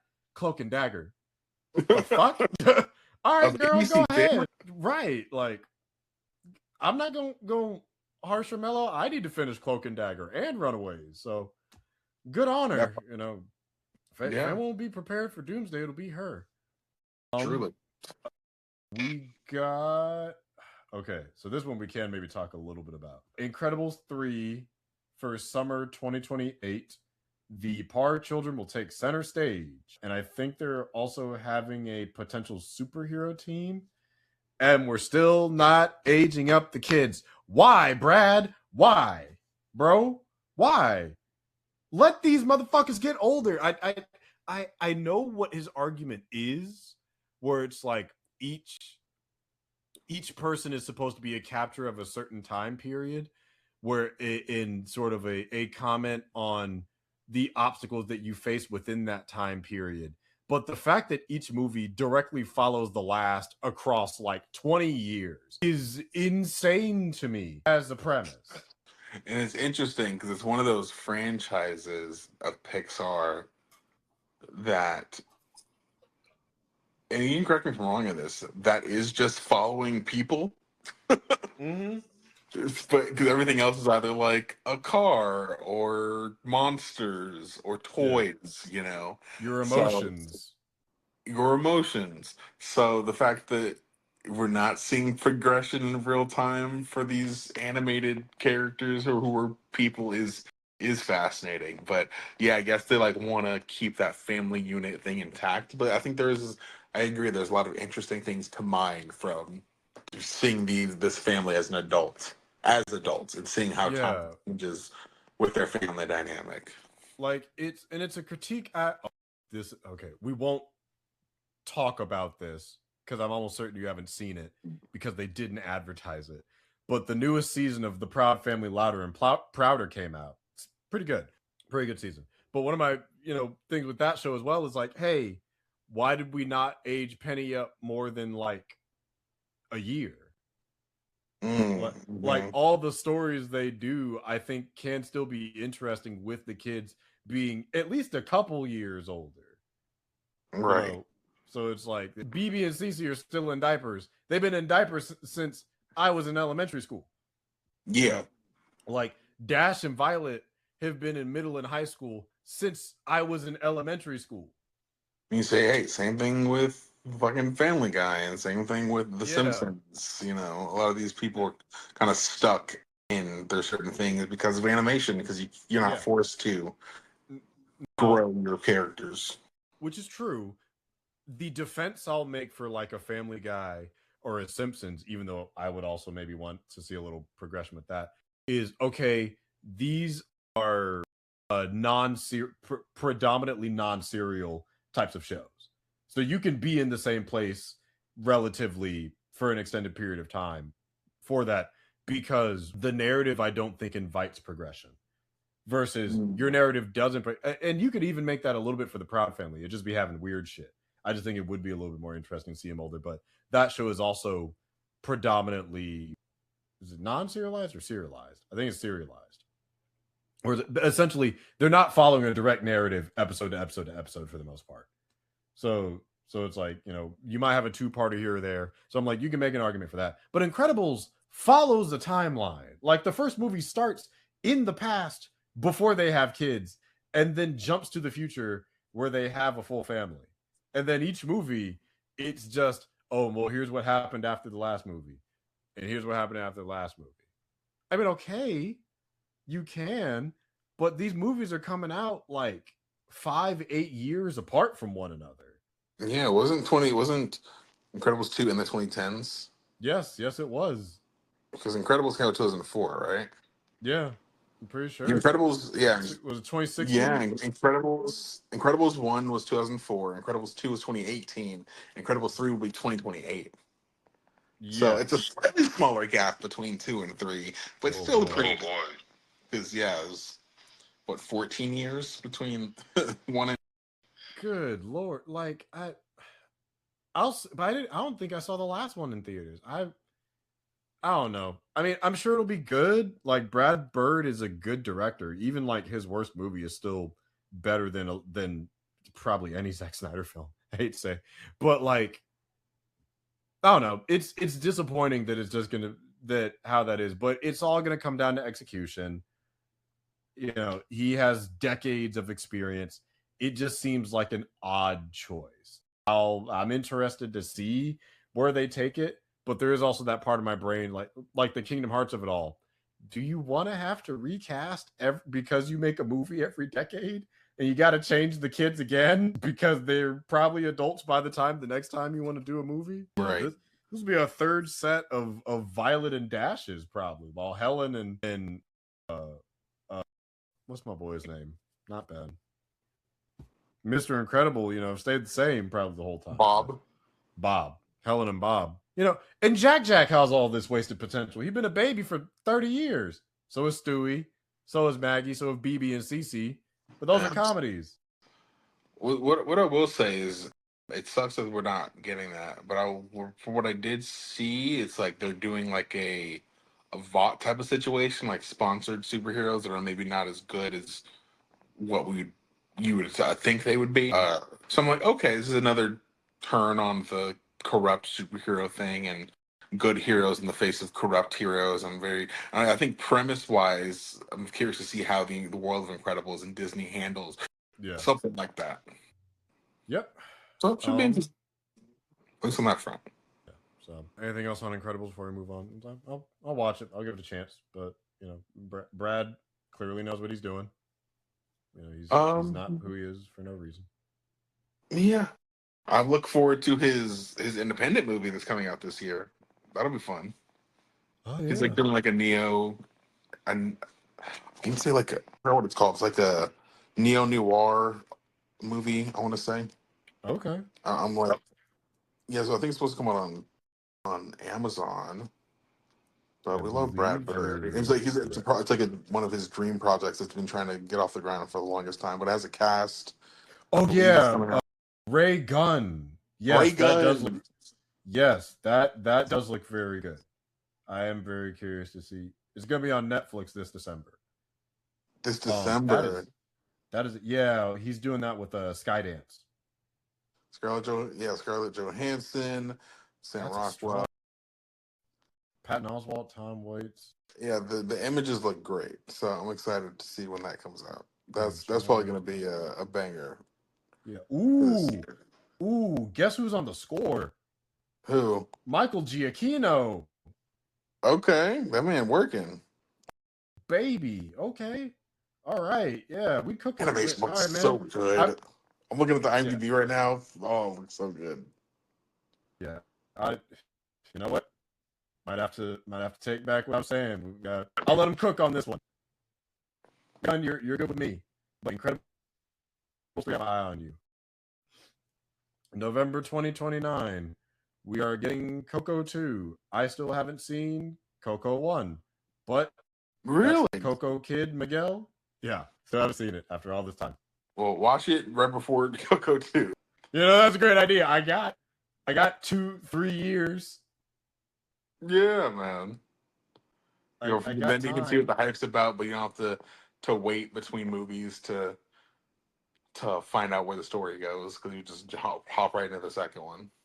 Well, I guess since Kingdom Hearts is going to cover that world in about a year and a half, I guess I'll figure it out then when I play through it, unless they don't recreate it and just do a flat sequel. Yeah. Yeah. So hopefully it's good. You know, I guess we're going back to the land of Los Muertos. So cool. Princess Diaries 3. I thought we knew that was happening, but I guess it's officially confirmed. It's good for those fans. Good for those fans. It's been confirmed. I like the first two movies. Sucks Julie Andrews not coming back, but hey, curious to see where they take it. Did they explain why? I'm surprised. She old and she don't want to. Fair enough. She is Julie Andrews. You do that. She's like, I've been acting forever. I'm tired. Leave me alone. Look, Mary Poppins can do what the fuck she wants. So at least we got Anne Hathaway White, which I mean, guess makes sense. She is the proper Queen of Genovia now. So hey, congrats to the Princess Diaries fans. Summer 2028 or May 28, 2028. We are getting Lilo and Stitch 2 featuring Angel, aka Experiment 624, if memory serves. Yeah. Okay. Because five is Ruben. I think four is Angel. Which, all right, I guess, sure. Why not? I will say that. Why not? My silver lining on this is like, okay, they're using stuff from the Lilo and Stitch show, but it's not. Yeah. Stitch 2 that we know. Stitch has a glitch. I think that's what it's called. So okay, original story. Yeah. Let's see if we take it. I'll give them the benefit of the doubt. They're not trying to rehash something that we've seen before. Let's hope that it's better than Mufasa, which I never saw. I was thinking about seeing it, and everyone's like, "Don't," and I didn't. Yeah, y'all have fun with that. I'm not gonna go see it. I was perfectly satisfied watching through Lilo and Stitch. Stitch has a glitch. Lilo and Stitch the series, which has a crossover with Kim Possible, Recess, and the Proud Family, and it's all canon. The Proud Family too? I didn't know about that one. Oh damn. Yeah, the Proud Family was on there too. They had a bunch of wild crossovers, and then the incredible finale, Leroy and Stitch. That was a beautiful start and end, and then there was the Lilo and Stitch anime that happened called Stitch, and then its sequel, Stitch and I, that I haven't watched. Then that's okay. I'm cool with my American series. Yep. Lilo and Stitch had a fantastic 4-year run in my book. The great narrative. I'm good. That's all I need to see. Now, if they bring in Leroy, I might watch it because I'm like, what the fuck y'all know about Leroy? Leroy was a bastard. Leroy was an evil motherfucker. Maybe in 3. Who knows? We'll see. Maybe, yeah. I wonder, but y'all have fun with. Yeah. Oh, I forgot about that. Stitch the movie. That was the one before Stitch has a glitch. Oh, was it? Oh, damn. Stitch has a glitch might have been, or Stitch the movie might be what you're thinking of with the electric one. Oh, yeah. Yeah, that was the one that I was thinking of was the electric ones. That was Stitch the movie. What was that boy's name? It was Experiment 221. And then Stitch has a glitch was the other one. Yeah. Great series, but y'all can have it. Have fun. Ice Age Boiling Point, February 5th of next year. The return of Queen Latifah and Dennis Leary. Are you seeing that? What is it again? Boiling Point. Oh, well, yeah. I mean, they're fun movies. I reacted to them. Sure. I'll probably react to the new one. They're fun. They're a good time. Sure. I'm not going to break my neck and spend my last dime to go see it, but sure, this franchise is still going. That's probably the most surprising part for them. I mean, what was the last one I saw? It might have been the second. It's hilarious because I'm just like, with these long-standing franchises, right? I'm like, who is the audience anymore? Is it like these parents that are showing these kids these old movies, or is it who are the parents showing their kids Ice Age? Like, oh, I grew up with this. This was my shit back in the day. Like, yeah, all right. John Leguizamo Ray Romano and Dennis are going to like, sure, I'll give you the first one, but I don't know anybody's like, yo, you know what you need to turn on? Ice Age, Continental Drift, shit right there. That is we got the pennies moist back in the day. Like, I don't know. There's a demographic for everything. I don't know who it is, but the first Ice Age came out in 2002. Yeah. So it came out in 2002, 2006, 2009, 2012, and 2016. So it'll be 10 years since the last Ice Age movie. Yeah. I think I saw the first two, maybe the third. And that's it. I don't remember shit else after that. Those gaps are bad. 4 years, 3 years, 3 years, 4 years, a decade, or 11 years. Some of these sequels, I'm like, where the fuck are these coming from, bro? Like, I don't know. Like Practical Magic 2. I was like, nigga, I didn't know about Practical Magic. Who wanted a no shade to the women that grew up in 1982 that loved Practical Magic 1. Who wanted Practical Magic? And again, maybe I'm missing the fucking fan base for that. But like, oh my bad. Yeah, 1998. Who was the base? It's like when what was the movie? Enchanted 2 came out. Like that gave me a reason to go back and watch Enchanted 1, and that's probably what it is. It's a marketing tactic. Oh, we're gonna make a new one so that you can go watch the old one. I forgot Enchanted 2 existed until you just told me. Enchanted 1, I'm like, oh yeah, I should watch that. That movie looks funny. It was fun. It was a fun, entertaining movie. And then I watched Enchanted 2, I'm like, straight. There's some nice moments here or there. It's just kind of inverted some stuff, but you know, it was during the COVID era of Disney Plus. That's right. So it's kind of forgettable, is what you're saying. I remember they had a nice house. I'm struggling to remember. And all right. I think she's trying to get rid of her magic. Yeah, come back to me and maybe I'll remember Enchanted 2. It wasn't bad. I don't remember disliking it. I'm like, oh, I enjoyed that. It's called Disenchanted, right? Is Enchanted and then Disenchanted. Was that what it was called? It's called Disenchanted, yeah. Because Homeboy comes back, or I guess everybody comes back. Yeah, they were good getting the. Yeah, you were right. It was called Disenchanted. Yep, November 2022. Who was the daughter movie? Yeah, and there was a village. What? I am not remembering this. Well, that's okay. We get a little sidetracked. So, but the reason I brought that up. Sorry.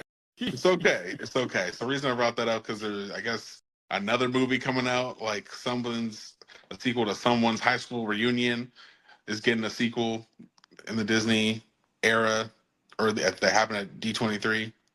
It was someone's high school reunion, Michelle and Romy's high school reunion, or some shit like that. I think I remember seeing that in passing and didn't think anything. Anyways, live action Tangled in 2028 looks. I don't know, it looked a little dirty. I hate to say. A little dirty. That's funny. Like, okay. Seeing live action Flynn and Rapunzel. Again, I say this as somebody that, again, what the fuck do I know? I'm not a casting director. Don't they look a little too old to you? Yeah, and it's also weird that what's his name has a mustache. Finn now has a goatee situation. Yeah. Yeah, they look a little grown, which maybe that was the intent, but aren't they supposed to be like 18 and 20 in the movie? Like, they're not that old. I don't remember. I think I'll wait for a trailer on that one because I think they just showed stuff to the people in the room. Yeah. I mean, like getting back. Who's our girl? Is Agatha? Who's my girl? You know who I'm talking about? Catherine Hahn. Catherine Hahn. Getting her back. That's fine. Perfect. She did it great once. Let her cook again. I'm not worried about that. But I'm also not going to see this movie. Why would I? You got me twice. You got me with Lion King, and you got me with The Little Mermaid, which just pissed me off. So not for the reason that people think. If you want, you can go back and hear my rant about that from years ago. But You ain't gonna get me third time until you do that Princess and the Frog movie, which they might, because they got Maya Boyd now. I was like, yes. We'll get to that. Please. We'll get to that. We'll get to that. We'll get to that. Ghost Street in 2028. Pixar's doing a Ghost movie. That's neat. Yeah. Cool. Thumbs up. All right. I think that's the main big stuff. Oh, wait. One last one. Star Wars Starfighter, May of next year. Exciting. Hooray.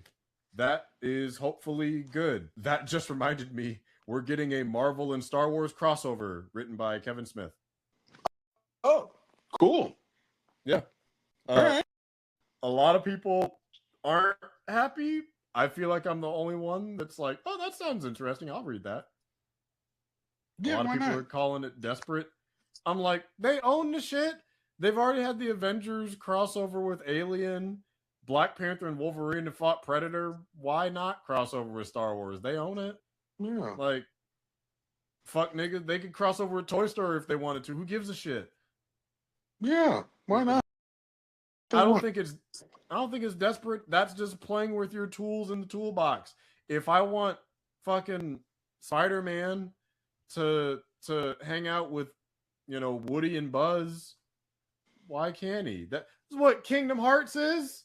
We put Final Fantasy anime characters with fucking Disney characters. Why the fuck can Donald Duck cast Zeta Flare and blow up an evil guy in a trench coat? Yeah. He's using fucking anime wizard magic. Why does Mickey Mouse have a sword? Y'all over here complaining about Star Wars and Marvel crossing over. What about Cloud Strife from Final Fantasy VII over here fighting Pete from Goofy movie? Go horrors, buddy. Like, yeah, who gives a shit? Have fun. You motherfuckers lack whimsy, and that's why you can't do shit no more. That's the part. Exactly. Let's get weird, get creative. We have the ability to. We have the power. Why not take advantage of that? Do some. And it's not hurt nobody. Yeah, matter of fact, fuck it. Let's put Bluey in Star Wars. I don't give a shit. Fuck it. He'll teach Darth Vader the power of friendship and family. Yeah, it's family values. That's what that nigga needs. You know what? Fuck it. Put the Fast family in Star Wars. We might have gone too far there, brother. Not because it's Dominic Toretto, but because they don't own it. Right. Let Dom Toretto square up with Emperor Palpatine. Let's see what happens. It's like you believe in your force, but you didn't count on one big other F. What is that? Family. It just drives over him in a Corvette. Right. Let's see Dom race a starfighter in his car. Yeah. He gonna jump on top of the starfighter and then drive into the Death Star. He drives a car into an X-wing. Zoom, zoom. I got it. That's where they drift off. Is just who's the one that passed away? He's in his car and he drives off into the Death Star. It's been out to my friend. Right, and then Dom and them, they pop in Coronas with the Ewoks and the Wookiees. Oh my god, my stomach hurt. Tyrese is clinking glass with Chewbacca. It's like, hey man, so does it grow like that all year? Oh my god. Oh my god, so Michelle Rodriguez is drinking blue milk for some reason. Right. Oh Jesus. That would murder me. Oh god. We got a couple TV shows till we get the big bad mythical M of it all. We're almost there. Ahsoka season 2 has a trailer. Comes out January 20th of next year. Looks good. I haven't seen Ahsoka, so I have no skin in the game, no opinion about it. Yeah, looks good. Apparently we got a teaser for Scrubs season 2. Oh, it's coming back in September. Oh shit. Well, that's exciting. Oh, yeah. The latest season, the new season, 2026. It's good. I really like it. Season 2 or season 11? All right. I think it's both. Season 2, 11. Season 2, 11. But it's good. I like the revival series. This is one that actually very much got us hype in the chat. A Oswald 3-part miniseries is coming out in February. That looked fun. I saw the pictures. It looked really cool. It does look cool. Shout outs to my man Oswald. If y'all don't know Oswald, you better step your game up, honey. You better step up your lore. Oswald the Lucky Rabbit is the OG. He, I believe, is the original animation before Mickey Mouse, and he is also Mickey's brother. He's a main character in the Epic Mickey games. Oswald is cool. So we were all in the chat like, oh shit, Oswald, not my boy Oswald. And someone's like, who's Oswald? Like, you don't know fucking Oswald, brother? Right, crazy. Not to be confused with the blue octopus. Oswald. No, not to be confused with the wholesome blue octopus who has a hot dog for a pet. Zero hyperbole in that whatsoever. He literally has a hot dog with a little mustard squeeze on him. He's very cute. I've not seen that show in a long time. Just go back and look up a picture of it. Look up Oswald and his dog. You know what's so funny? Obviously, hot dogs are very common food. The way you said it, I was like, yeah, the blue octopus with a hot dog. And I was like, what you mean by that? What you mean by that, brother? We fucking dogs now? No. This ain't Zootopia, bro. We're not going there. I was like, oh, yes. Hot dog. Yes. But this is just a minor aside because I've been watching this anime that has me in a chokehold without veering completely off, and we'll go back for a second because Percy Jackson's up next. The people that are doing this dub, I know, are millennials and tapped in because they were in a food eating contest at one point, and the main character's like, oh man, I wonder what's going to be next. Maybe it's glizzies. I'm like, who the fuck wrote this? It got a legit laugh out of it. I'm like, it's like, is it glizzies? Oh, it's rice. I'm like, yeah, my nigga, who put glizzies in this script? It's wait, funny. For what is this? The anime is called The 100 Girlfriends Who Really, Really, Really, Really, Really Love You. It is about a high schooler that develops a polyamorous relationship with 100 different girls. Oh my! This includes of the now 6 I have met. It is currently 7. It's 5 high schoolers, one of their moms, and now a middle schooler. Series is crazy, but it is. Well, I believe you. He's a high school freshman. Lock her up. Lock up the adult. Because why are you kissing this 14-year-old boy? Lock her up. Going to jail. You going to jail. Going to jail. Anyways, back to the TV shows. Percy Jackson season 3 starts in November, featuring Ming-Na Wen and Andra Day as 2 new goddesses. The trailer looks good. I'm going to need 15 more seasons of this series, even though I still need to finish the Heroes of Olympus books. But put it in my veins. Percy Jackson, burn this shit down for your little black queen. I'm here for it. I still need to start that show, but I heard nothing but good things about it. It is a good show. It's a solid adaptation for 8-episode season. Its lighting is trash. Damn. It gets better in season 2, but the lighting in season 1, anytime there's a scene in the dark, turn your fucking TV up. You will not see shit. But it is well acted, and the author is one of the co-writers on it. Okay, that's dope. Yeah. So he's not show running, but he does help do the scripts. So it's a good show. I think it does a solid job in terms of adapting the overall sort of narrative of the book. From what I remember, I've barely touched these books in over 10, 15 years. But it's always nice to watch. It's a show that my fiance and I enjoy. You know, you and your girlfriend might like it. It's a good series, so it'd be a good one to kind of watch up to leading to November. So it's a fun ride. Vastly superior to any sort of weird wizard show that they're trying to bring back for some fuck ass reason. I think it was just a Waverly Place. Oh shit!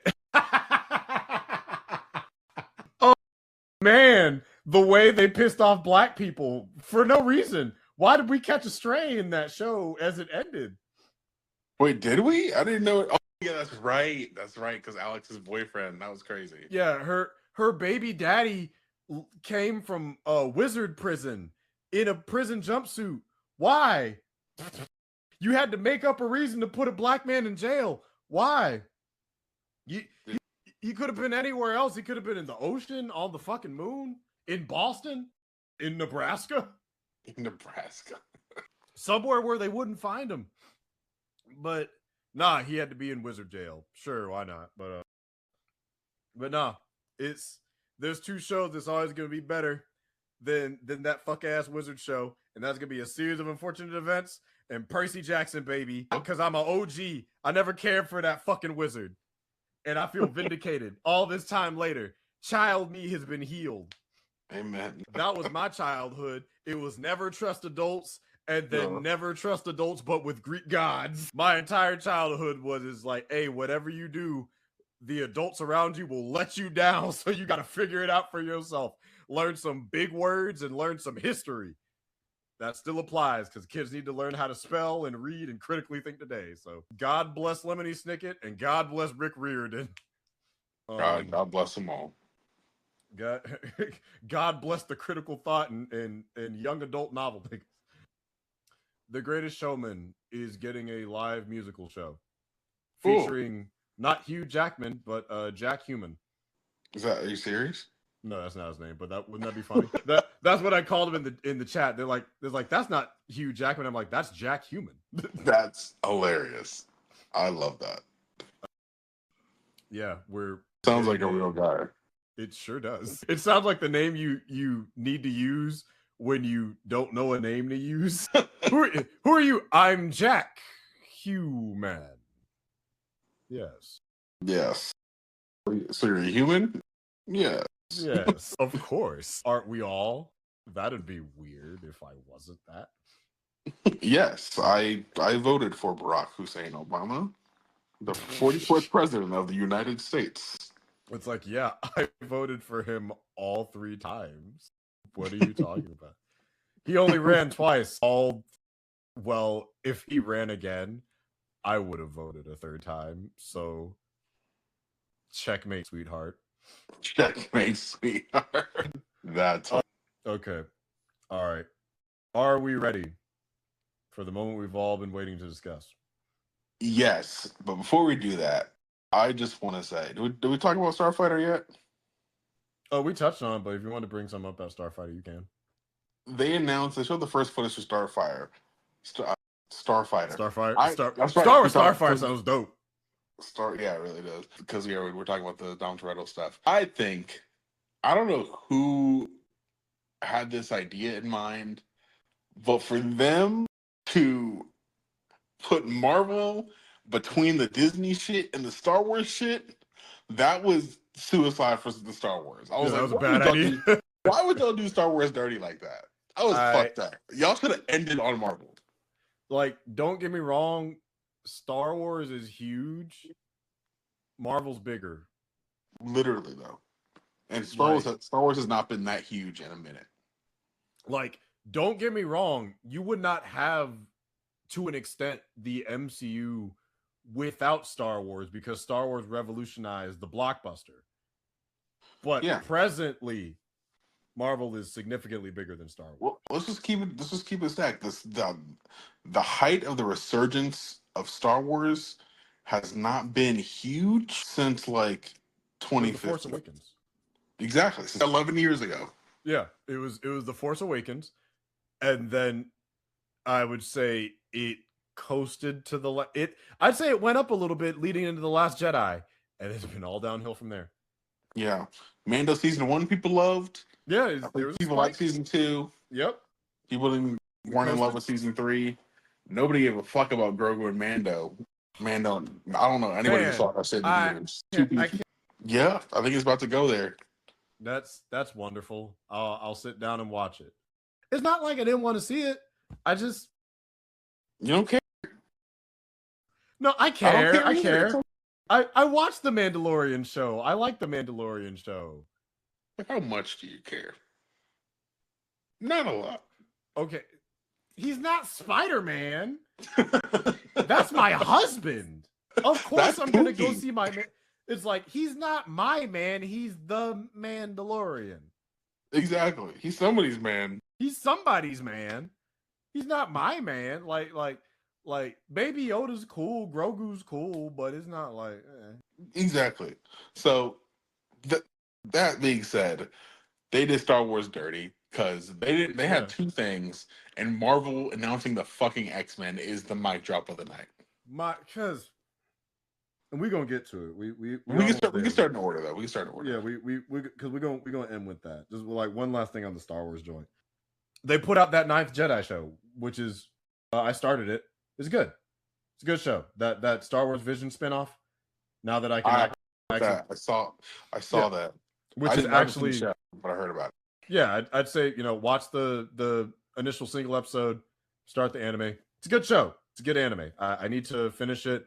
I'll probably finish it after this insane polyamorous comedy with all these messy ass, freaky ass, weird ass characters. Now, let's get to Marvel. So our first bit of news: Spidey and His Amazing Friends has been renewed for a 7th season. That show that we are both clearly watching. Spider-Man. Oh, Spider-Man is amazing. Oh, I'm sorry. I thought you were talking about your friendly neighborhood Spider-Man. Okay. No. Spidey and His Amazing Friends. I heard Spider-Man. T9 in my brain. I was Spider-Man. No, don't worry. We're getting to that in a second. Okay. But yeah, apparently a historic 7th season. 7th season. Damn. 7th. Yeah. The kid, like I said, that's my man. Everybody loves Spider-Man. Is that the longest running Spider-Man TV show at this point? Oh God, is it? Is it Spidey and His Amazing Friends? Yeah, Spidey and His Amazing Friends. Wow. How long has it been running? It started in 2021. It has 115 episodes. Good Lord. Each episode is 24 minutes. So it's a show that's been going. It's the kids love it, I guess. It has a spin-off. Iron Man and his awesome friends. No way. Iron Man. Starring This is all I know. Friends? Yeah, starring Tony Stark, Riri Williams, and Amadeus Cho. Fascinating. And Loki's in it. Vision, Black Panther, Sam Cap is in it. Anya Corazon. What the what? See, you said Sam Cap. Yep, sure enough, he is. Anya Corazon is in this show. Oh wow! Are you shitting me? This is nuts. Hold on, am I sleeping on like peak? Oh wow, Alana Ebach is all over this show. I love that Spidey and His Amazing Friends and Iron Man and His Awesome Friends. Like, we gotta put some adjective up in there. Wow, this is incredible. Billy's in the show. Wow, Billy's in the show. I'll be damned. Man, this is Reptile. This show has some deep fucking cuts. These are people that read books. Moon Girl is in the show. All right, Moon Girl. Jeff the Land Shark, Rocket Raccoon. Silk is in the show. Oh wow. Damn, yeah, this is for sure outnumbered the 90s Spider-Man show. It's like almost doubled it. Because I guess I didn't realize that the 90s Spider-Man show only had 65 episodes. Ultimate Spider-Man had 104. Spider-Man from 2017 to 20 had 58 episodes. Yeah. Wow. Black Cat's in the show. Symbi and Swarm are in the show. This show has some deep cuts. Apparently we are fucking sleeping on Spider-Man for kids. Apparently they're going ham on a preschool Spider-Man. I guess the fuck so. Sounds like it. Okay. Speaking of Spider-Man cartoon, Friendly Neighborhood Spider-Man got renewed for season 2 and it drops in January. And we got confirmed symbiote, apparently. Confirmed what? We got a symbiote confirmed for Friendly Neighborhood Spider-Man. Oh yeah. Crazy that because the first season came out January last year, so let's wait every other year for a season. This doesn't stay like that. We get it next year. Yeah, I was it already renewed for the season? Or much weekend? I don't know. It's a great show though. It's the best Spider-Man show since Spectacular. Well, yeah, I mean it's a low bar to clear, but yeah, I can. The fact that there's been 2 other long-form Spider-Man shows, but since Spectacular, and this is the best one. Well, hold on, man. We don't know about the quality of Spidey and His Amazing Friends. That thing might blow it out the water. You're right. It could. We don't know what's going down for the preschool kids. It could be some Bluey level shit, right? Where they're really teaching us something. Right. They could have the deepest relationships and the most expansive lore for spiting his amazing friends. I don't want to count it. I don't want to count it out, but you know, thus far, based off what we know, yes, it's the second best to Spectacular. Yeah, or Sin Spectacular. Maybe we'll watch and report back and confirm. Yeah, you know, we might have to marathon that. I don't know, get a bunch of my baby niece 5 to see what her maybe just give it an episode, give it a shot. Maybe it'll be for you. Maybe it'll be like, this actually is a good Spider-Man show. Who knows?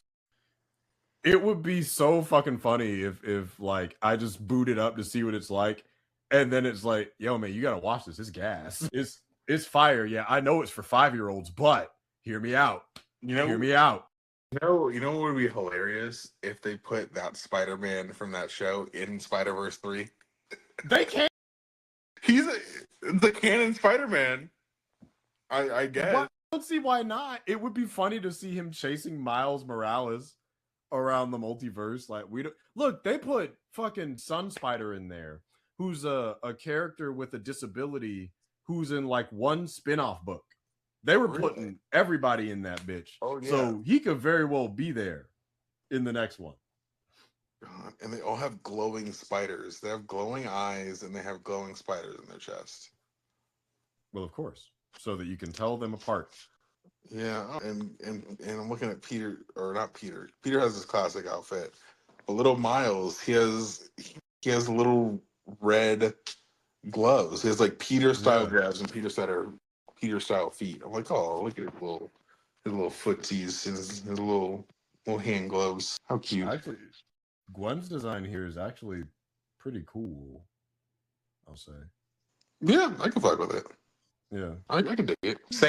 I also like her friendly neighborhood Spider-Man fit for season 2 because they confirmed her as well. Oh, she's gonna hold on. Oh, you didn't see that, bro? No. Yeah, Spider-Gwen's gonna be in season 2 of Your Friendly Neighborhood Spider-Man. Why? Just do Silk. Just do Anya. Why do we keep going to this white lady? God damn. Do somebody else. Jessica, Anya, like Silk, I beg of you, please. Because brand synergy. They have to build up the brand, the most popular one. But hey, Cindy, I trust the team over Brand there. New Day, that counts for something. I'm willing to give it the benefit of the doubt. Jeff Tramel's doing a great job on that show. And I think that it's, you know, he proved himself for season 1 and the team did. So I'm willing to see. I'm willing to hear them out. I'm willing to hear them out. Okay, you're right. I trust Jeff. He's a talented writer and director. The fuck is that Black Panther design? Boy, that is certainly inspired. But yeah, so that's what else we got. VisionQuest. The quest for visions. I think it looks good. It looks excellent. The trailer looks very good. The reactions to the trailer are making me realize that apparently people didn't watch Agatha all along. You crazy bitches. That show's great. I got a ton of ratings. I'm surprised. I feel like more people watch Agatha than Wonder Man. So yeah, and Wonder Man's better. You know, Agatha is like 3 for me. It is the best Marvel's done. It's for me. It's Wonder Man, Agatha, Ironheart. Yeah. I like Loki. I know you have your feelings about Loki, but I feel like it goes Wonder Man. Loki's good. Loki's a very good show. I can not like the character and respect that show. It's a very well done show. Loki's up there. I think for me it goes Loki's top 5. I think for me it would probably go Wonder Man, Loki, Miss Marvel, Agatha.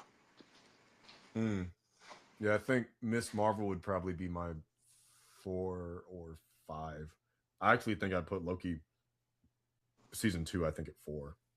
Loki in general probably at 4, and then Miss Marvel at 5, because that character work is really good. It's just the villain is kind of wonky, but that character work that they did was excellent, and the editing. But yeah, VisionQuest just looks, yeah, like you said, spectacular. It looks very well done. I like the touch of having the family. This also seems to, they're saying that this concludes the trilogy about Wanda and Vision, which I think is more of a tetralogy because Multiverse of Madness happened. God, yeah. I know you love that movie so much. My favorite. Yeah, I guess. I suppose so. I guess maybe as far as the TV shows go. As far as TV shows, it's a trilogy. But that's kind of essential if you're talking about Wanda's story. You can't not watch Multiverse of Madness and then just go into Agatha straight away. It leads right into Multiverse of Madness from one. Technically, okay. If you want to be a dickhead about it, it's a 5-part story because there's also the Marvels because of what happens with Monica, because she's a key player in WandaVision. Yeah, but it's not the direct WandaVision. That's true. Kids thing. Okay, that's fair. So if it's just Wanda and Vision, still a 4-part story.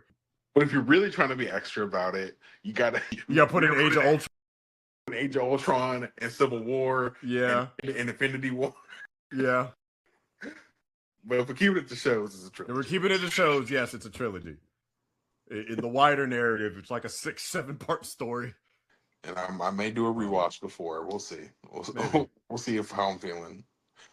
But I thought it was very funny when they reintroduced Ultron, and he's like, Ultron, human avatars only. I'm like, that's right, collapse that budget. Right. It's like, you're not about to run us $100 million an episode. Get your ass back to normal. You don't get your ass to human form, damn it. It's like, bitch, turn regular. It's just James Spader. And that might be why he came back. It's like, do I have to put the suit on again? It's like, for 5 seconds for 2 episodes. Okay. It's like, all right. It's like, and the rest of it, you get to be normal. It's like, I can live with that. I get to act with my face? Okay. Might be on to something. Yeah. Well, I'm very curious to see what they're trying to do, what they're trying to accomplish with this show, because it seems like it's largely going to take place in Vision's brain. But we also have what, Tommy is part of it? Yeah, Tommy's supposed to. So I think that'll resolve that plot from or that left thread from Agatha all along about them establishing that Tommy is out there. And they're looking for him. Yeah. So maybe Billy will show up in the show. We'll see. Yeah. In Agatha. That'd be very cool. And what I'm very interested in is I believe they cast his wife. Yeah, they cast Jocasta, played by Tania Miller. But we didn't see her in the trailer, so that's what's curious to me. Yeah, we also saw what seemed to be like Wanda Hex magic with the red in the trailer as well. We also saw different potential new skins for Vision as far as like different designs for him in his Vision form, which seemed pretty cool. Yeah, so a lot of mystery still around this show, but color me intrigued, and we'll see what is the better show. What will be the better comic book show, even though it's very different between Lanterns and VisionQuest. Oh wow, I didn't realize how deep the cast for this ran. So we got a lot more information about this than the trailer even showed us. So it's like, we know Paul Bettany's in it, James Spader is in it, so we got Vision, Ultron. What is this fella's name? Rorid Mollica as Tommy. And then we got Todd Stashwick as Paladin, a bounty hunter looking for Vision. Tania Miller as Jocasta, a cunning and powerful robot driven by revenge. We have Lauren Morius as Lisa Molinari, a young one with a connection to Shepard. Orla Brady as Friday. So that new AI, Diane Morgan, is Associate Paladin, Polyframe. Henry Lewis as Dumb E. Remember Dummy? The robot? Yeah, dude from Iron Man 3. Yeah. He's there. And from the Iron Man movies, I think all 3 of them. Cool. Yeah. Jonathan Sayer as you, another robot from Stark's workshop. Emily Hampshire as Edith is here. And James Darcy as Jarvis proper. Wow. Very cool. That's interesting. So pretty much all the AI, except for Peter's new one, which makes sense because he's not one of Tony's. Is Karen there too? Karen is not here. Okay. That's Peter's shit. We don't talk about her. Yeah. Okay. Ferran Tahir will return as Raza, the leader of the 10 rings that kidnapped Tony. Oh, fascinating. Yeah. Wow. Jesus. We haven't seen him in 20 years. Almost. Yeah, shit. I thought he was dead. So it must be just like a cerebral recreation of this guy. Maybe. Or a flashback. Yeah, and the showrunner is Terry Matalas. So that is? Hey, they're doing a great job so far from the trailer. He did 12 Monkeys on Sci-Fi and was a showrunner for MacGyver and did the 2nd and 3rd seasons of Star Trek Picard. Indeed. He was a writer on the Nikita and Star Trek Enterprise. It's interesting. Nice. Alrighty. It looks interesting. I'm excited to see it. You know, it comes out October 14th. I'm curious where it's going to kind of lead and take us. Do you think we're going to get Vision for Doomsday or no? I don't know. Well, speaking of Doomsday, we got the official first look from that San Diego Comic-Con footage for Doomsday, which I think is the trailer that people wanted to be the first trailer. But like we had talked about before with that, you know, you got to have your who all gonna be there trailer and then a little bit of your character trailer. And this definitely seems more of that character motivation trailer. How are you feeling about it? I like it. It's good. And it's a weird thing because I really dig the trailer as far as like getting a little bit of the relationship with Reed and with Victor, obviously. And it just makes me think, how would they have marketed this movie if they didn't tell people RDJ was Doom? Because he's the face of, you know, the marketing campaign as his performative RDJ quasi Tony Stark self. Yeah. In Doom, he is fully feeling like Dr. Doom, fully committed to being that character, which in that contrast feels sort of odd. But you know, the trailer looks cool and looks like they're really diving into this lore and this stuff that Dr. Doom has established. I think the interesting thing for me though is how dark and mystical Doctor Doom is in this trailer. Yet this is supposed to still be the same world as the retro 1960s Fantastic Four. What did you do? What did you do? What did you do, Victor? What did you do? You're supposed to come to dinner 7 p.m. on the dot. What's going on? What's all of this? What are you doing, Victor? What's going on? It's rockets, Victor. I like his accent. He's you know, again, yeah, we know Doom should probably be Romani or an unknown, but to your point about like how they market it without him, I think they really would have done the same shit because then the mystery would be who is Doom, which I think that would have been a great mystery to hold. It would have been, but at the same time, in the age that we're living in and like files being shared on the internet, I don't think it would have been kept in the bag. You saw how bad the Sadie Sink thing was kept under wraps. To be fair, we all knew the Sadie Sink thing because who the fuck else has red hair in Hollywood? It's her and what's her name? Ellie Kinnaman, the one that was in Falcon and the Winter Soldier. Yeah, I mean, there's also like Sophie Turner, who also played fucking Jean Grey. So it's like it was a what's the word? Process of elimination. All the redheads were already doing shit. It couldn't be Jessica Chastain because she's too old. It couldn't be Bryce Dallas Howard because she's too old. It couldn't be Ellie Kinnaman because she was that terrorist in Falcon and the Winter Soldier. So it's like, oh, who's young and redheaded? Who's young and redheaded in Marvel? Well, it can't be MJ because we got Michelle. Yeah. So who else would be in a Marvel movie that has red hair? It was unfortunately just a process of elimination where people just kind of well, that's all it probably could be because nobody knows any other characters. That's why my joke was like, in my thought, I'm like, what if they were fucking with y'all and it's Hope? Hope has red hair. That would have been crazy. That would have been crazy. She came back from the future. Yeah, I am. It's funny because with all the stuff, and fair point with Sadie Sink, but with all the stuff going around about Doomsday, because I don't know if you've been aware, but like shit's been coming out. Like that movie is damn near leaking at the seams or ripping at the seams. Because like there's like just bussing left and right, just but juiced up. Juice that fuck up. No, there's like pictures online of like promotional stuff, and then there's also like there's a scene that people were like, oh, this is AI, but some of the shots from that AI scene are the same shots in this new trailer. So I'm like, okay, so that shit was real. Okay, how the fuck did that shit leak? Beats the fuck out of me. And then there's a new thing coming around that leaked involving some characters, and I don't want to. That's a rumor right now, but the images are not confirmed. But I don't know if you know about that, so I don't want to spoil that for you if you don't know about that.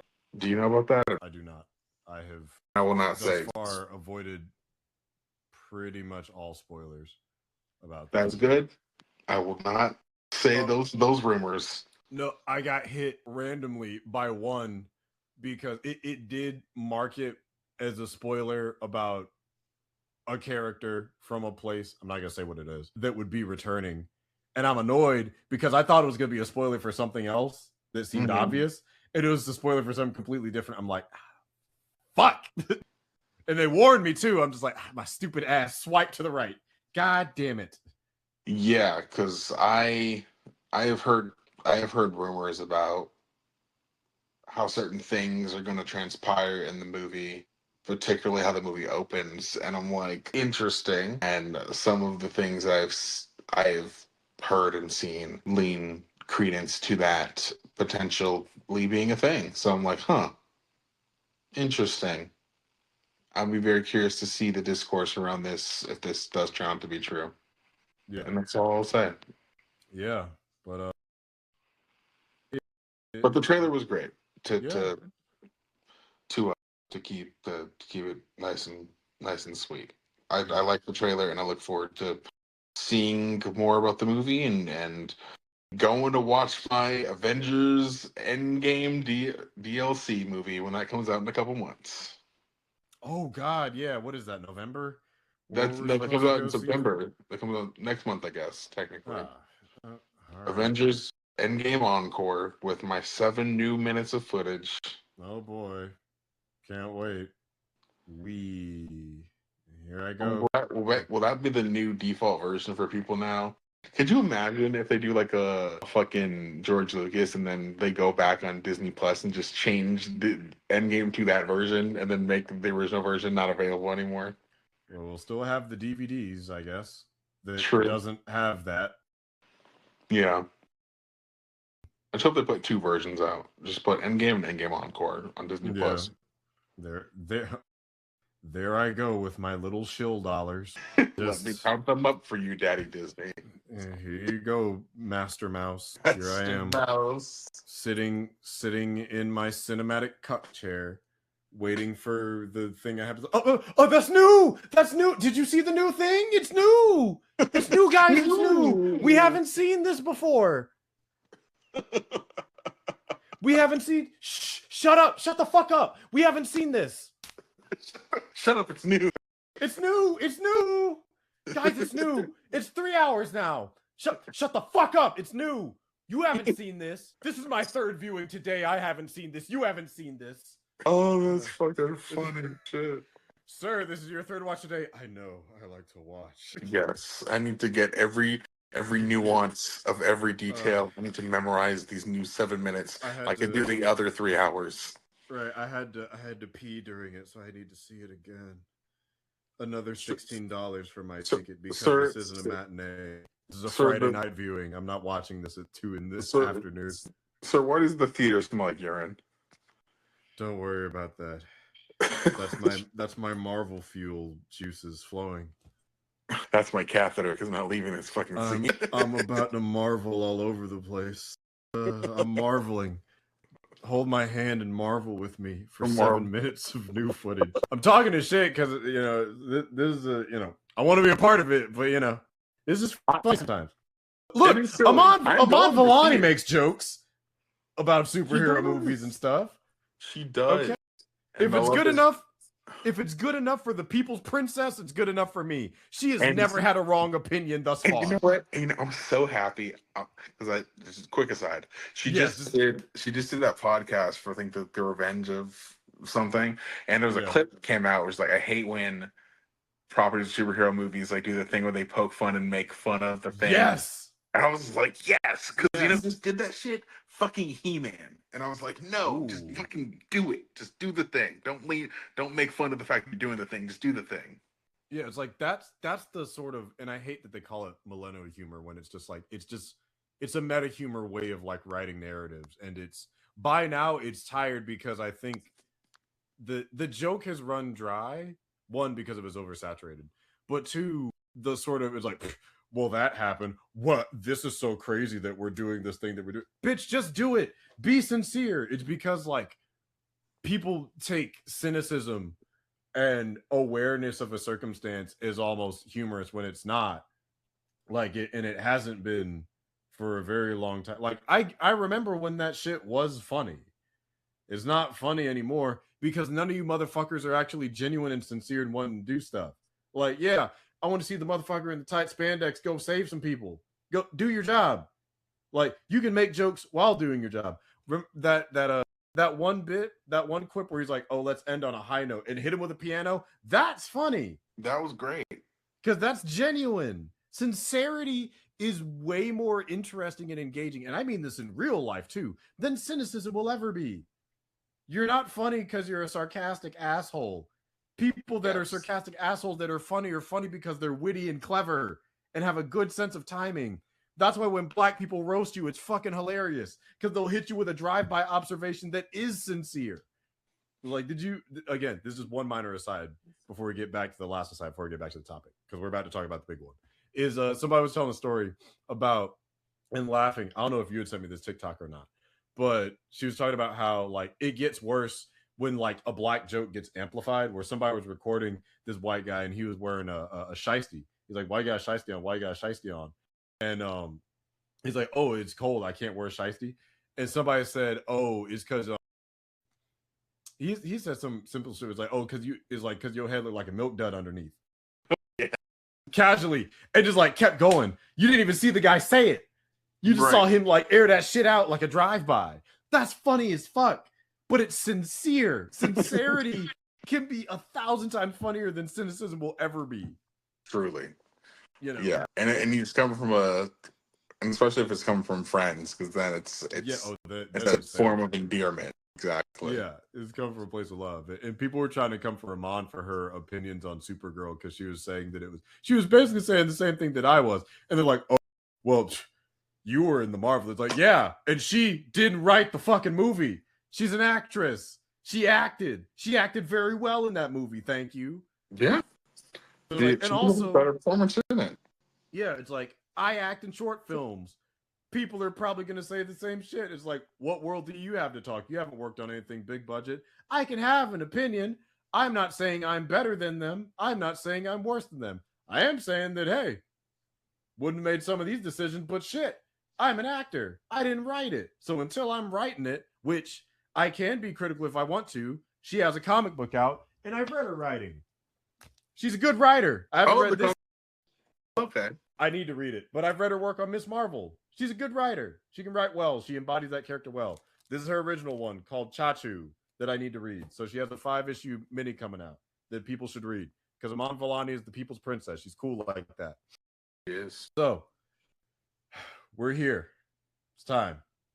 Time to talk about mutants.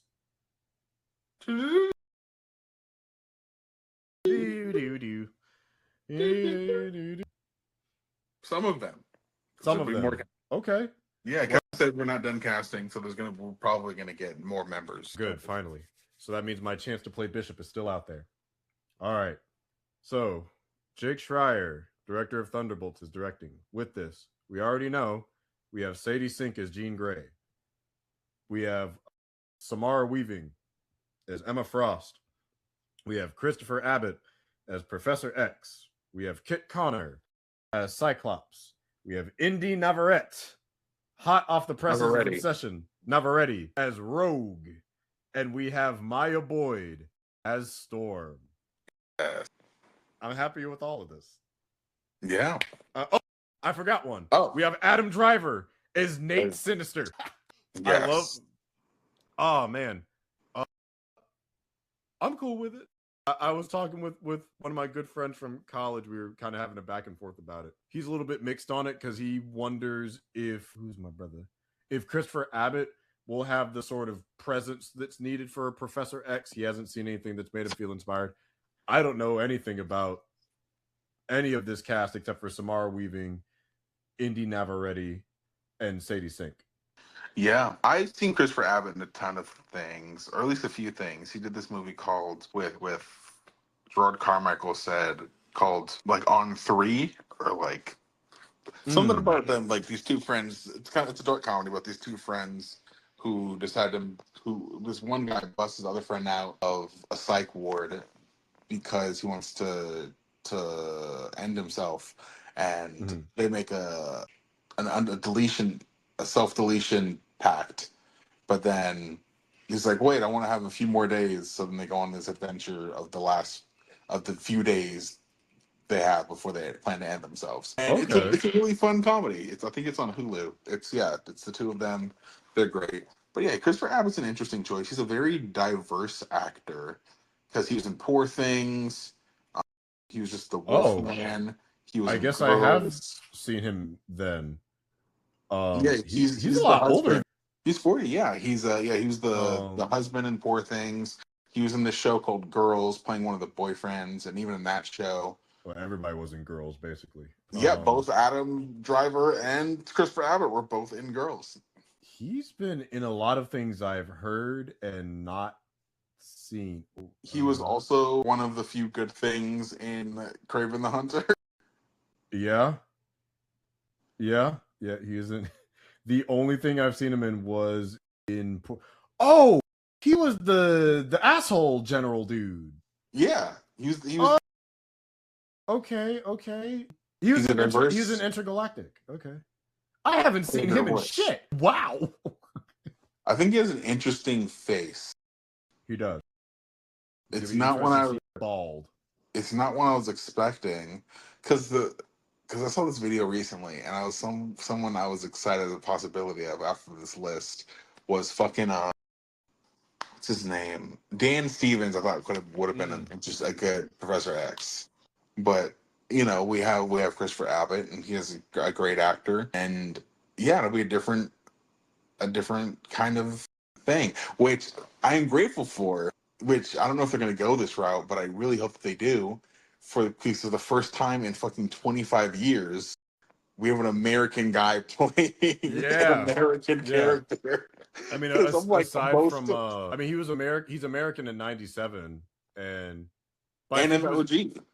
But in the comics, he's a guy from New York. He's not from England. Which they also cast pretty close because Abbott's from Connecticut. He's from Greenwich, Connecticut. Okay, yeah. Because I always thought it was because in the show in X-Men, and I think in other things, they call Charles Chuck, and something about calling an Englishman Chuck just doesn't sit right with me. Yeah, as someone who that's what my dad goes by. As the son of a Chuck, yeah.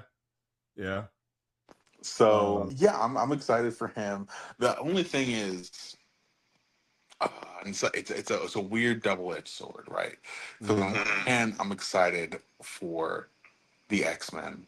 It's coming out the year after not Infinity War, Secret Wars. I think roughly 6 months after Secret Wars, right? Yeah, and which is May 5th, 2028. Which is why they had to fast. Yeah, because we got Ghost Rider, we have this, and then we have Black Panther. So, on one hand, I think it's cool, it's exciting, we're getting a new cast for X-Men. On the other hand, this is kind of unprecedented, what's happening right now in this moment. Because this is the first time, to my recollection, and unless you can think of another time this has happened, where we are actively excited and casting new characters while promoting some of those same characters in a movie that hasn't even come out yet. Because we're about to see Professor X, we're about to see Cyclops again. before we've even seen these new guys, which undercuts some of the stakes of the shit we're about to see. Ironically, the only time I can sort of well, no, that doesn't count because that's supposed to be past version of them. Yeah, this is the only one where it's been concurrent and successfully completed it. What do you mean?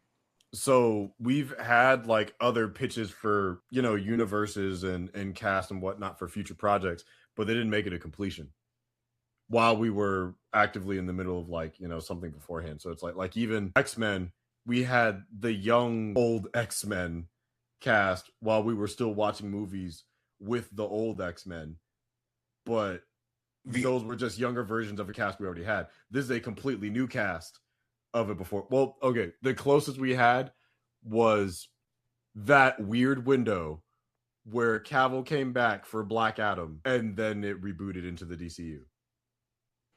That is as close as we got, but we didn't have Corn Sweat cast yet. But no, exactly. We didn't. He wasn't cast it. That is as close as we've gotten to something like this. So you're correct. Well, there's another example which is slightly different because this is supposed to start a new franchise in an ongoing universe. The only other thing that's kind of similar to this is that Affleck's 10 years Batman wasn't finished because he did Flash after the Batman came out. Yeah, technically that, even though that's make an argument because that's an Elseworld. The only one it is an Elseworld, but yeah. The only other one I can sort of think of that may sort of count, and this is more so just a byproduct of what that franchise is there are presently concurrently 2 ongoing different Godzillas. It's not a person though. I know. I'm just saying franchise-wise.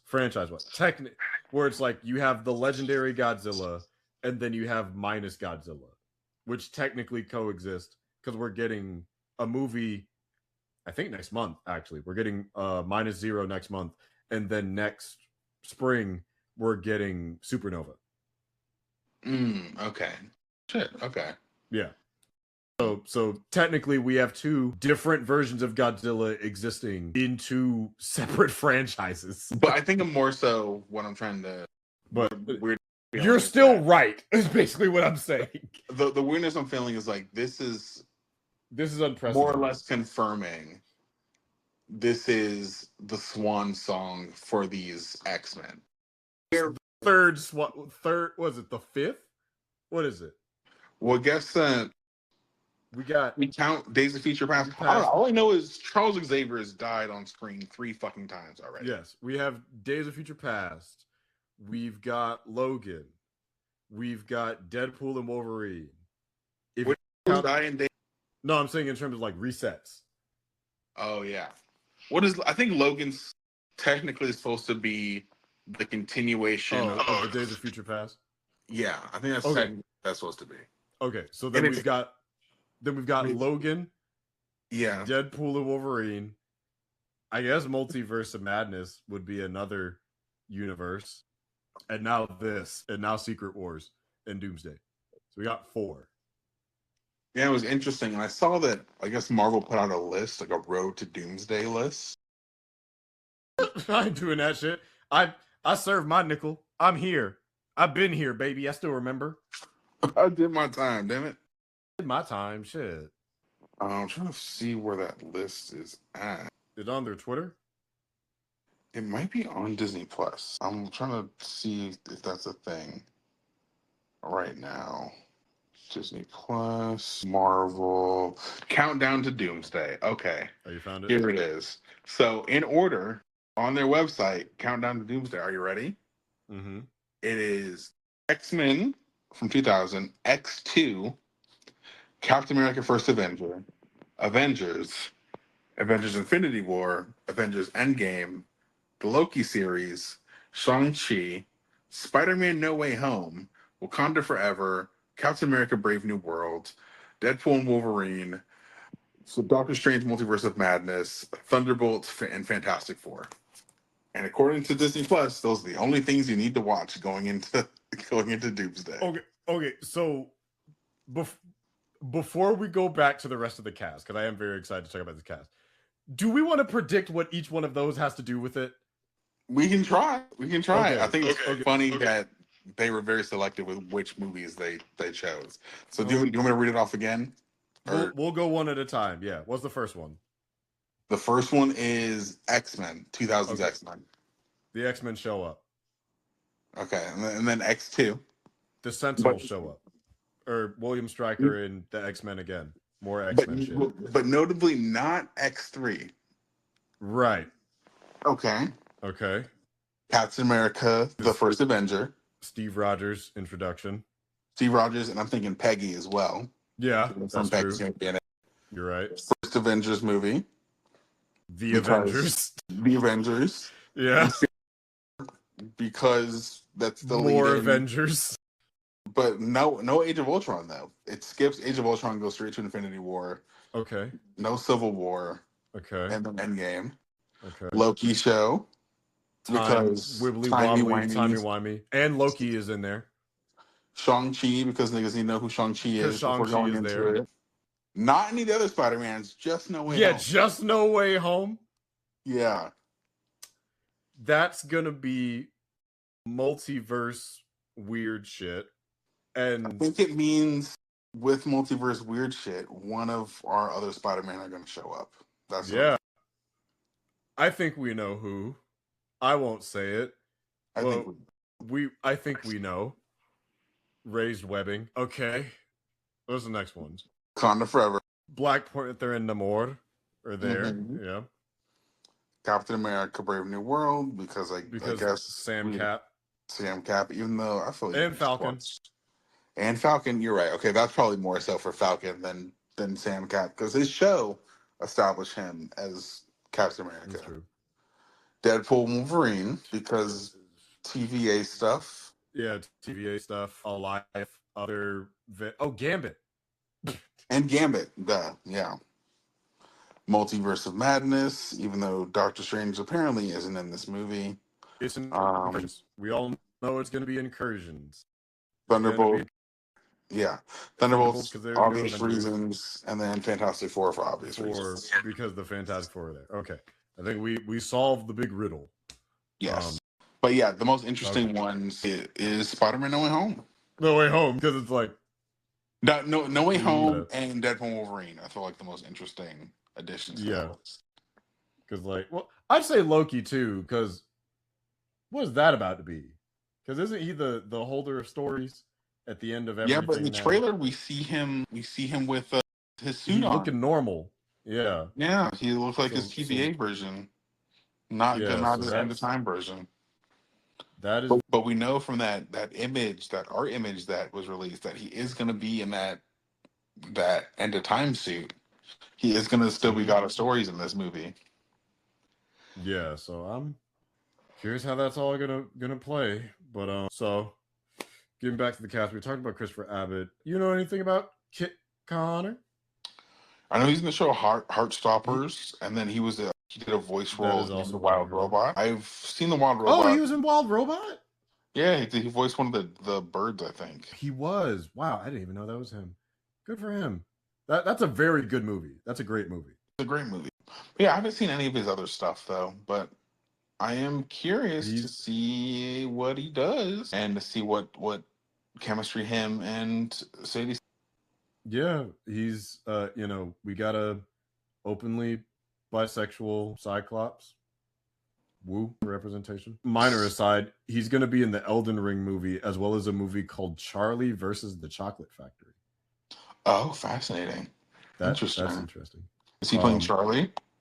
I believe so. Charlie Paley, not Charlie Bucket. It's interesting. It's fascinating. He was in His Dark Materials. Okay, cool. The TV, he was a voice and Heartstopper, of course. Yeah, I do not know him for much. Oh, he did Romeo and Juliet on Broadway and Circle in the Square Theater last couple years. That's cool.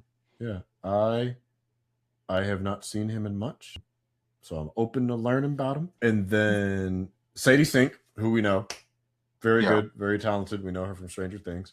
So the next three, I think, are the interesting ones. Starting off with My girl Samara Weaving.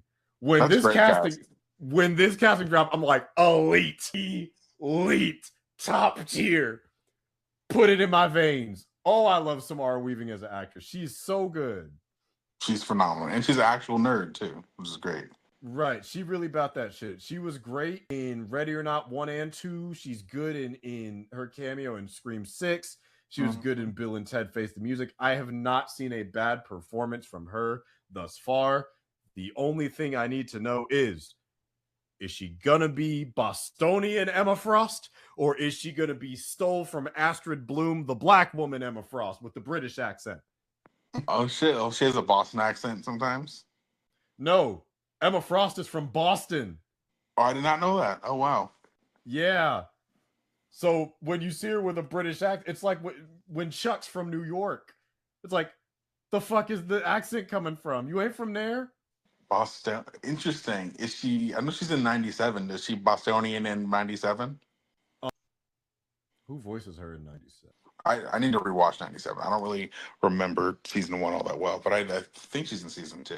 Oh, she changes voices between seasons.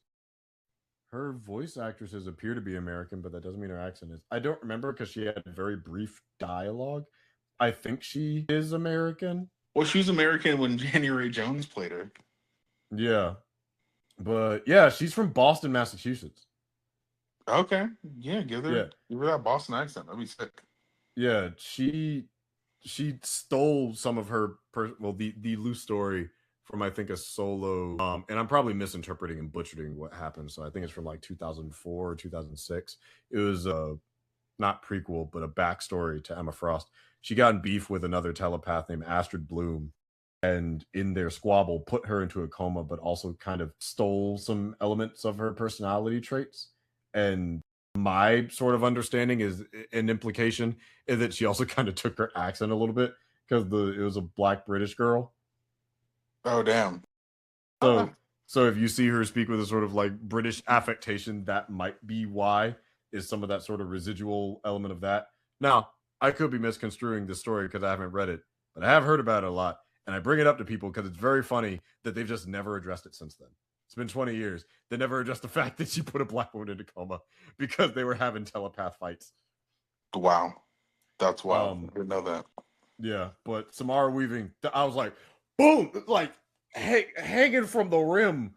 Yeah. It's like, we need a talented white woman to carry this. What about Sydney Sweeney? What about You Kiss the Dark Part of My Ass? That part. Samara, it was either going to be Samara Weaving or it was going to be, who's a fine girl from Game of Thrones? She's on your show too, Ted Lasso.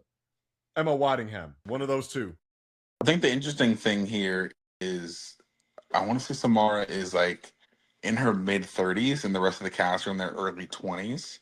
Yeah, so I'm like, she's 34. So I'm like, are they going to still try to do the love triangle thing where she's into Scott and she's just like a mature woman into this strapping young man, or are they just not going to go that angle at all? That's what I'm curious about too. It's kind of like the Green Lantern hot girl situation. It's like, it's not that you can't, but it would feel a little weird. Right. So that's the only maybe thing. Down the road, once she sees that he's like a capable leader or something, they could also just be close. And that could just be maybe set up for future stuff where she cares about him deeply. But yeah, it's because the X-Men are messy. And there's touching on like that crazy ass poly anime I've been watching, there's a lot of consensual non-monogamy that be going on in Krakoa and Genosha and the X-Mansion. It's a big old soap opera. There's a lot of relationship mess going on here. So I'm not saying they can't. It would just be a curiosity about how. I'm here for the relationship drama of it all, especially because the current ones working on the current draft of the story are the writers from Beef. Yes, which is a messy show, and I'm excited to see. Perfect writing team. Jake Schreier, good director, did a good job with Thunderbolts. But that writing team right there, this is gonna be a good movie. Oh yeah, no, I'm excited. I'm over the moon for what we're about to see. Yeah, so I'm excited for that. And we got our last two, and arguably the biggest two, in my opinion. I agree with you. Yeah, Indy Never Ready fresh off the heels of Obsession, where she did an incredible job. I want her to get an Oscar nom, if not a W. She did so good in that fucking movie. We haven't had a chance to talk about it. We don't have enough time today to get into it. She was incredible. She was a force. She's Rogue. Apparently, she said she wanted to be Mystique in the interview. Interview. It just but also, people lie. This is true. This is true, but I think it's hilarious that I don't know if she did this consciously, but I'm rewatching because I remember reading about this when I was younger, but I forgot until I was watching X-Men '97. So she said she wants to be Mystique. Yeah, and maybe that was her secret code. I mean, I'm just the biggest stretch of fucking tinfoil hat. I'm trying to say she was Rogue because Mystique is Rogue's mama. Yeah, which it's like, you know, because she's young too, because she's like 25. So like her is Mystique. I'm not saying you can't, but like Mystique's a mama. I know a lot of people are kind of positioning for Hunter Schafer to be Mystique, which I would be completely fine and on board with, because you can play that off in an interesting and fun way. But yeah, I would be super down for that. I feel like a character like Mystique would have been a waste of Indy's talents because I think she would, when she is in the blue form, sure, she would be good. But Mystique, most of Mystique's time is her being other people. I want Indy to be a character that she gets to be all the time and stretch her talent. Yeah. Now, the cool thing with Rogue, the interesting thing with Rogue is, and there's been a lot of backlash because it's like, oh, she's not going to be the Southern Belle, or she's like, because she's even having an accent. But I was let's talk about that. Yeah, let's talk about it. Otherwise, Rogue is very diverse, right? There's multiple interpretations of this character. Like literally, y'all have like fucking ironic recency bias because the version you're talking about was the main version in the '90s, but then y'all also forget in X-Men Evolution we had fucking Goth. That's my fucking Rogue. That's what I grew up with. That's my Rogue. Southern, very different type of Rogue. Exactly. Very different Rogue. And one, she's from Arizona. Two, she's half Mexican. So half Australian, you know.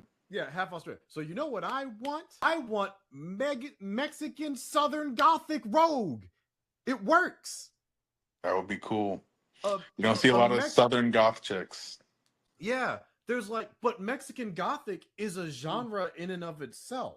Southern Gothic is a thing in and of itself. You know, it's like Mexico it's below Texas, it's part of the South.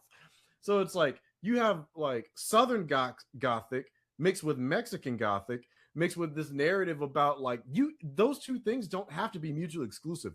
I would love to see a Rogue that outside with people to make them feel comfortable and safe is that Southern Belle, is that country girl witty charm, is that playfulness, when the reality is with people that she trusts, that she can really let herself be with, she's very, very sad because you can't fucking touch people.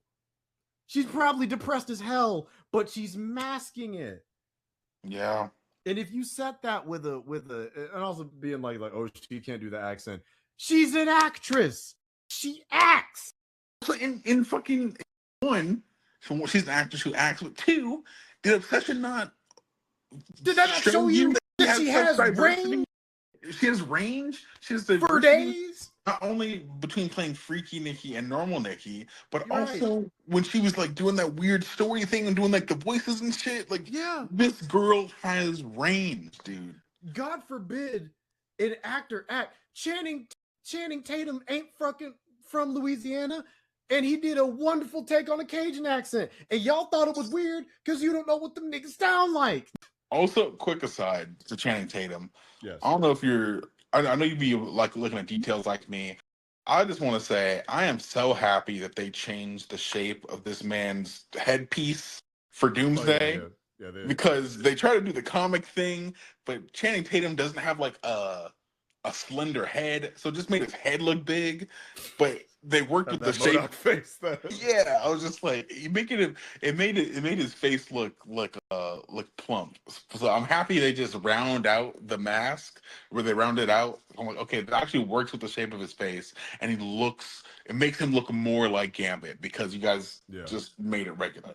But anyway, that's not a. Yes, just don't be afraid to give him the black eyes. You're like, why would we not? I've seen people do it in art. It looks fine. I honestly think they just forgot. It's a great look, and I'm sad that they didn't do it. But yeah, Navarrete can pull it off. Navarrete has the range. She's mad talented. She's super duper talented, and I can't wait to see her in more things. And so yeah, I'm excited. I do, here's the thing. Rogue has worn red. Rogue has worn white. Rogue has worn green. We got the flag colors right there, baby. Give me Mexican Southern goth. Give me the young woman that's struggling because she can't have true intimacy with people. Give me my intersectional mutants that I've been talking about is the narrative that they need to do for, I think, 4 or 5 years at this point. Every time we talk, I tell you, it's going to be called Mutation Saga. They need to do intersectionality with the X-Men because that's an interesting narrative point to go in because you have some of the most powerful people in the world holding multiple identities. You got a little ass girl that's an orphan who's been functionally abandoned by her family that's crashing out and has some of the strongest telepath powers and nearly shut down New York. And that's just the ginger. Yeah. We haven't even gotten to the super Latina girl that can steal powers from people because now that means we can get the Marvels too, where she steals her powers and gets them from Carol. We can get into that action, baby. We can do that story now, baby. I would love that. And if Kamala joins the X-Men, what are we going to do with that story, baby? She stole the powers of your role model. Are we beefing? Are we squabbling? Are we going to see Kamala Khan throwing constructs with Anna Maria? Are we going to be seeing that shit? Anna Maria is a very Mexican name, too. that top tier casting. Great. And now we have the one that we have all been wondering about. Yes. We've all been theorizing about 4 months. And we all said the same thing for 4 months. Everyone is like, it should be Jamie Lawson. We all think it's going to be Jamie Lawson. There are rumors because everybody's saying it's going to be Jamie Lawson. It was not Jamie Lawson. Nope. Our casting for Storm is Maya Boyd. And you know what complaints I have? Absolutely fucking none, because she's on Broadway and she's dark-skinned. That's all I needed. Yes. Dark-skinned and can act well. You got somebody from Broadway. I believe it. You don't get to Broadway not doing shit. Exactly. You don't get off of vibes. You don't get off of IG followers. She can sing. She can dance. She will be phenomenal.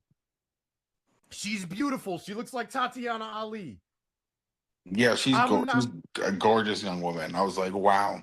We got ourselves a goddess. Okay. I have never been not worried when they showed this woman who I've never seen a day in my life until that day.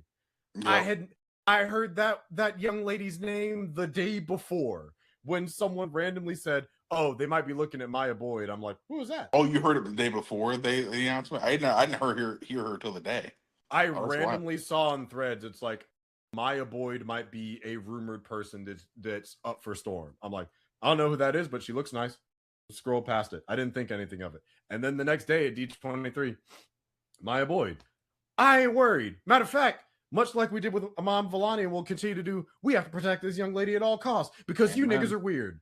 This brought about the diaspora wars. Again, if you people don't shut the fuck up, God damn it.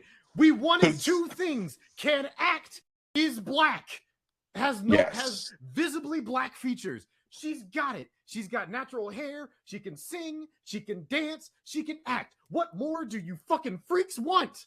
And people still not saying fuck out of my as a light-skinned man who has limited opportunities in a space like this where it's hard to find acting roles. 1, because of my position as somebody that's still learning and developing my craft, and 2, they don't got a lot of parts for niggas out there if you don't want to do Tyler Perry. It's okay. She looks great. She's darker than a paper bag. She's dark to the police. She's dark to white people. Yep. Like, she's not the same skin tone as me or Halle Berry. She's good. Yeah. She's like great. Yes, also, she's not the darkest that dark can be. That doesn't mean that she's not dark-skinned. Exactly. There are people darker than her. That does not mean that she's not dark-skinned. I'm sorry. It maybe to some, she's just brown. Okay, brown darker than beige. Exactly. She's darker than She's darker than Alexandria Shipp. She's darker than Halle Berry. She is a black woman. Let's leave it at that. But yes, what I will say, Marvel, I don't know if you listen to this podcast. Please, whatever you do not put some fuck ass straight white haired wig on that woman. Please, for the love of God. No bullshit in her scalp. You have Ryan Coogler, who is about to give you a third Black Panther movie. You used to shoot in Atlanta. If you don't call Ray Ray in them, Keisha in them, Nikki in them, I'ma need the Avengers of hair care and beauty supply to be in that young lady's scalp to make her beautiful natural hair look like a beautiful natural cloud. Do not play in this young lady's hair. Which blows my mind. Which blows my mind that it's taken for how long starting from the comics. The fact that most of her existence, she's had straight white hair and didn't take advantage, never took advantage of the fact that this woman's little name is Storm, and you didn't utilize the fact that she has black hair that could look like a cloud is actually criminal. They have not started doing that until a black man started writing her last year, or in 2024. Which is insane, because she looks so good with natural curls. She looks incredible with the natural hair. It's like her outfits and her hair need to be on point. Somebody made a good point. There's like, you need to get all them curly wigs out. We need big hair for her. We need big hair for Rogue, because Rogue has big hair too. She got curly hair always. too. She has versatility in her hair, but Storm She has versatility, but even if you look at her in 97, her hair is big and poofy as shit. I know that's the 90s version of her, but you've seen all these other iterations. Like I said, Rogue probably has the most diverse iterations of all these characters. They need to branch out. Give her poofy hair too. Have her looking like what did somebody say? Give her you better give her Odessa's wig, Odessa Zion's wig. You better give her the curly wig that she be having. I'm not gonna be mad if she doesn't. I feel like they'll fit whatever best suits. Oh yeah, face. But I think for Maya Boyd, they need to use she looks so good with her curls already as is. Oh my god, utilize those natural curls. I'm leaning towards curls. Y'all decided y'all want to give her white locks. I wouldn't be upset at that.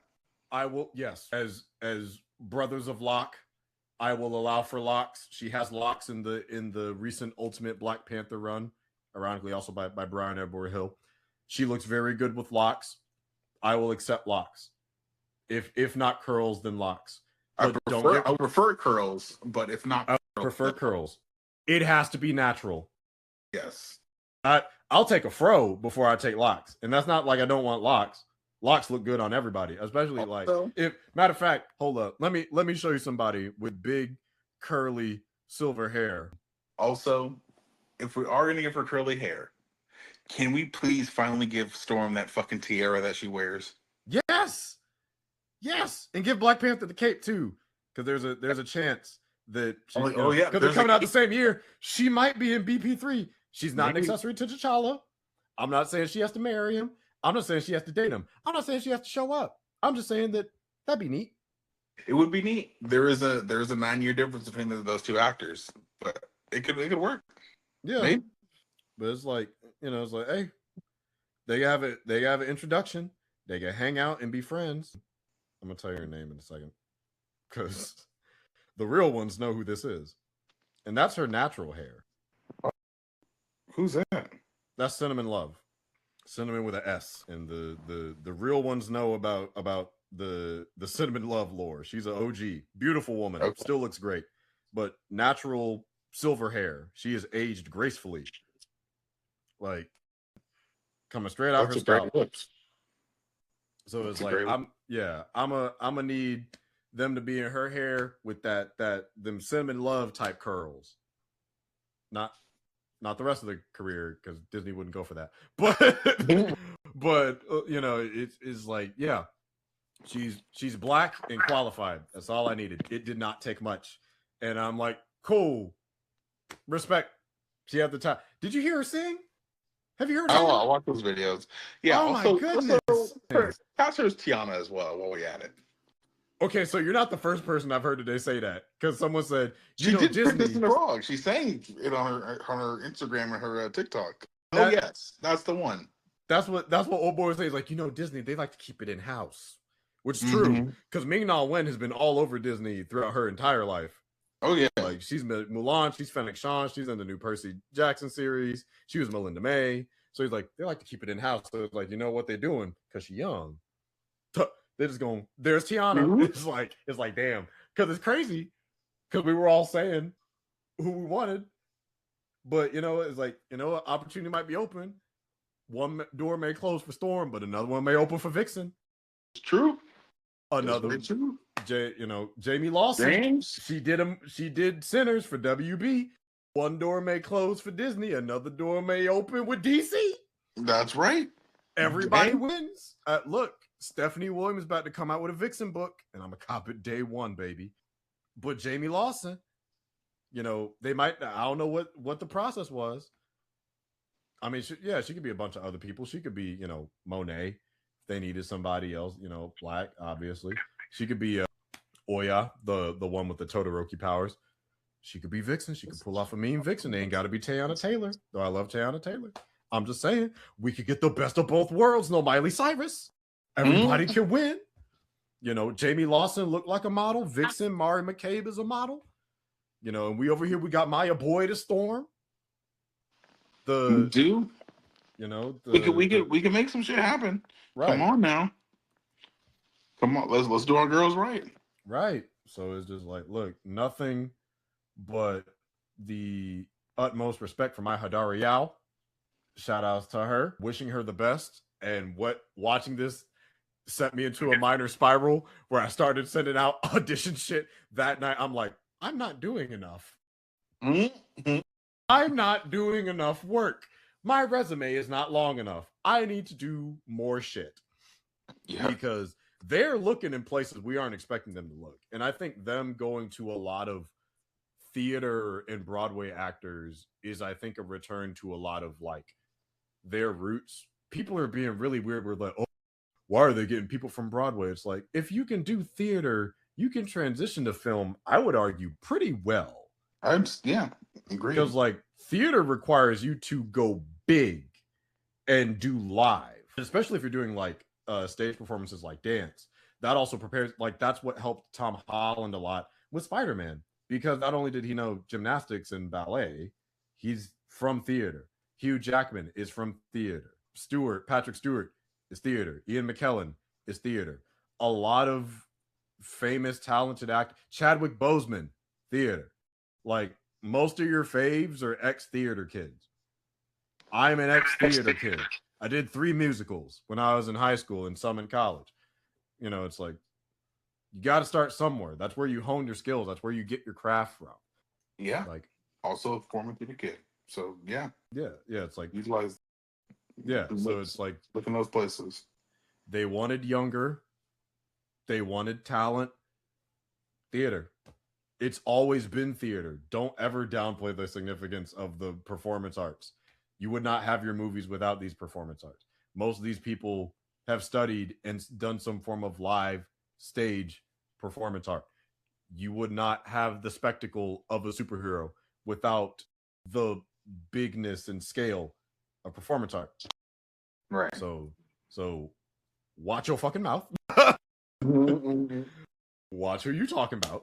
Yeah, no, I'm over the moon because frankly, I don't know half these people. And it takes me back to being a kid where looking at half of the Avengers, I didn't know half them people. Yeah. It's like, and that's okay. It's fun. I want to learn. I want to see them in things. We didn't know who Chris Hemsworth was before Thor. No, him and Tom Hiddleston were considered nobodies. Like there are articles about it that you can still find from like Hollywood Reporter, where it's like, oh, they casted nobodies in the Marvel movies. Mm. Now they're some of the biggest names in the world. Tom Hiddleston's another theater kid. Yeah, not a lot of kids knew Tom. Not a lot of people knew Tom Holland before Spider-Man. Nobody knew who Tom Holland was. I was reading this thing today. Is that when he did Civil War, he made like $25,000 in that movie, and for Spider-Man: Brand New Day, he's about to make $100 million. God damn. Day. Well, he signed. That's 10 years. That's a 10-year difference too. Exactly. He signed a contract for $20 million, but then he got points on it because it's doing so well. That $20 million has now climbed up to at least $100 million. Good for him. Set. And that's a testament to his talent and dedication, you know? Yeah. I love that for him. It's not like he hasn't worked hard to earn that. So he very much earned that. 10 years dedication to the craft. Starting from like 25K, which is nothing to snuff at to begin with, 25K. It's like money is money. You know, a check is a check. But like, you know, yeah, it's like a lot of these names I either didn't know or I learned or realized. Like, I didn't realize I knew who Chris Evans was. And I knew him from Not Another Teen Movie and Fantastic Four. But I didn't put two and two together on that. You know? And The Losers. I didn't watch The Losers, but he was in The Losers. You're right. But Underrated. It's like, you know, I knew Scarlett Johansson from Eight-Legged Freaks, of all things. Oh, wow. Which is like, that's, if you know what that is, you are old. Mm-hmm. Because that's her and like David Arquette. Yeah, it's like a lot, you know, I didn't know Chadwick Boseman before Civil War, and then learned about how talented he was. Like, I knew of him from like 42 and Get On Up, but I had not actually like sat down to watch him. It's like, you know, so a lot of these movies give opportunities, I think, for actors to expand. It's one of the I think perks is that it allows them opportunities to do smaller movies by doing these big ones, because these are the ones that pay the bills. And I think there's a passion for them. There's a dedication to them. So, you know, who knows? Hopefully we get our time in the sun to do some cool shit like this. But until then, congrats to the people that have these opportunities. This is awesome for them. You know, one last little side. Adam Driver is playing Mr. Sinister. And cool. What did Kevin say to get him back? That's what I got. Right. Because they've been talking to him for years. And that stunt was wild. And I'm like, because I thought that Disney bridge was burnt. No, I mean, they've been talking. Apparently he's just been open. He just hasn't felt it was right. I still would be very curious to have seen what his Mr. Fantastic would have been like. I would have liked that, but you know, if he can play Mr. Sinister, all right, I'm open to it. My main exposure to Mr. Sinister right now is the '90s X-Men show. So I'm like, okay, yeah, I can't see him doing that, but whatever take they decide to do, I'm sure it'll be great. I trust those writers. Yeah, like it is a strong writing team. This seems to be a pretty competent cast. One of my friends is a little skeptical because it's like superhero movies have a tendency to not cast curvy people. That was his minor grievance with Emma Frost. He's like, "Where's the body at?" I'm like, and we had a whole conversation. We're like, "It's a good point, actually." There's a history of like a lack of. I mean, hey, Storm, as you know, we like Maya Boyd. She's a little petite girl. Beautiful young lady.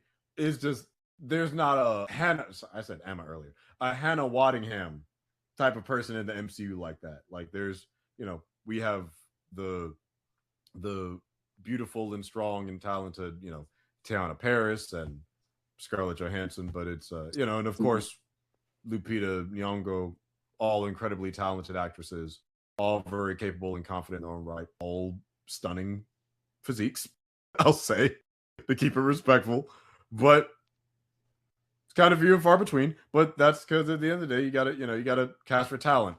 I am not expecting, you know, Janice Hart to be playing Storm, and that's okay, because the world don't need that. The only, you know, what's funny? The only full-figured person I can think of in the MCU is probably Kat Dennings. You know what? You're right. You're right. Because remember, they even tried to nerf some of Namor's chochas with them underwear, the box that they had. I'm like, nah, man. Let him be proud in himself. You know, Right. he built that booty in the gym. Let him show off the build. You know, Built that booty squat by squat. right? Like if I'm over here in a pair of underoos on the superhero movie, you are about to see this body. I'm over here like dehydrating myself to show my abs and shit. You're about to see this build. You're about to see all of this. You know, I'm over here suffering through headaches, dry taking Advil and a leave just so I can look sexy for 10 minutes. You're about to see all of this.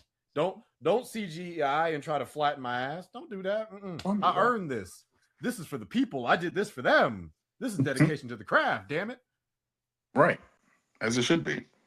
As it should be. And I guess the last thing is the logo for X-Men looks cool. I like it. Yeah. And with it, we still don't have an official title yet, but we don't.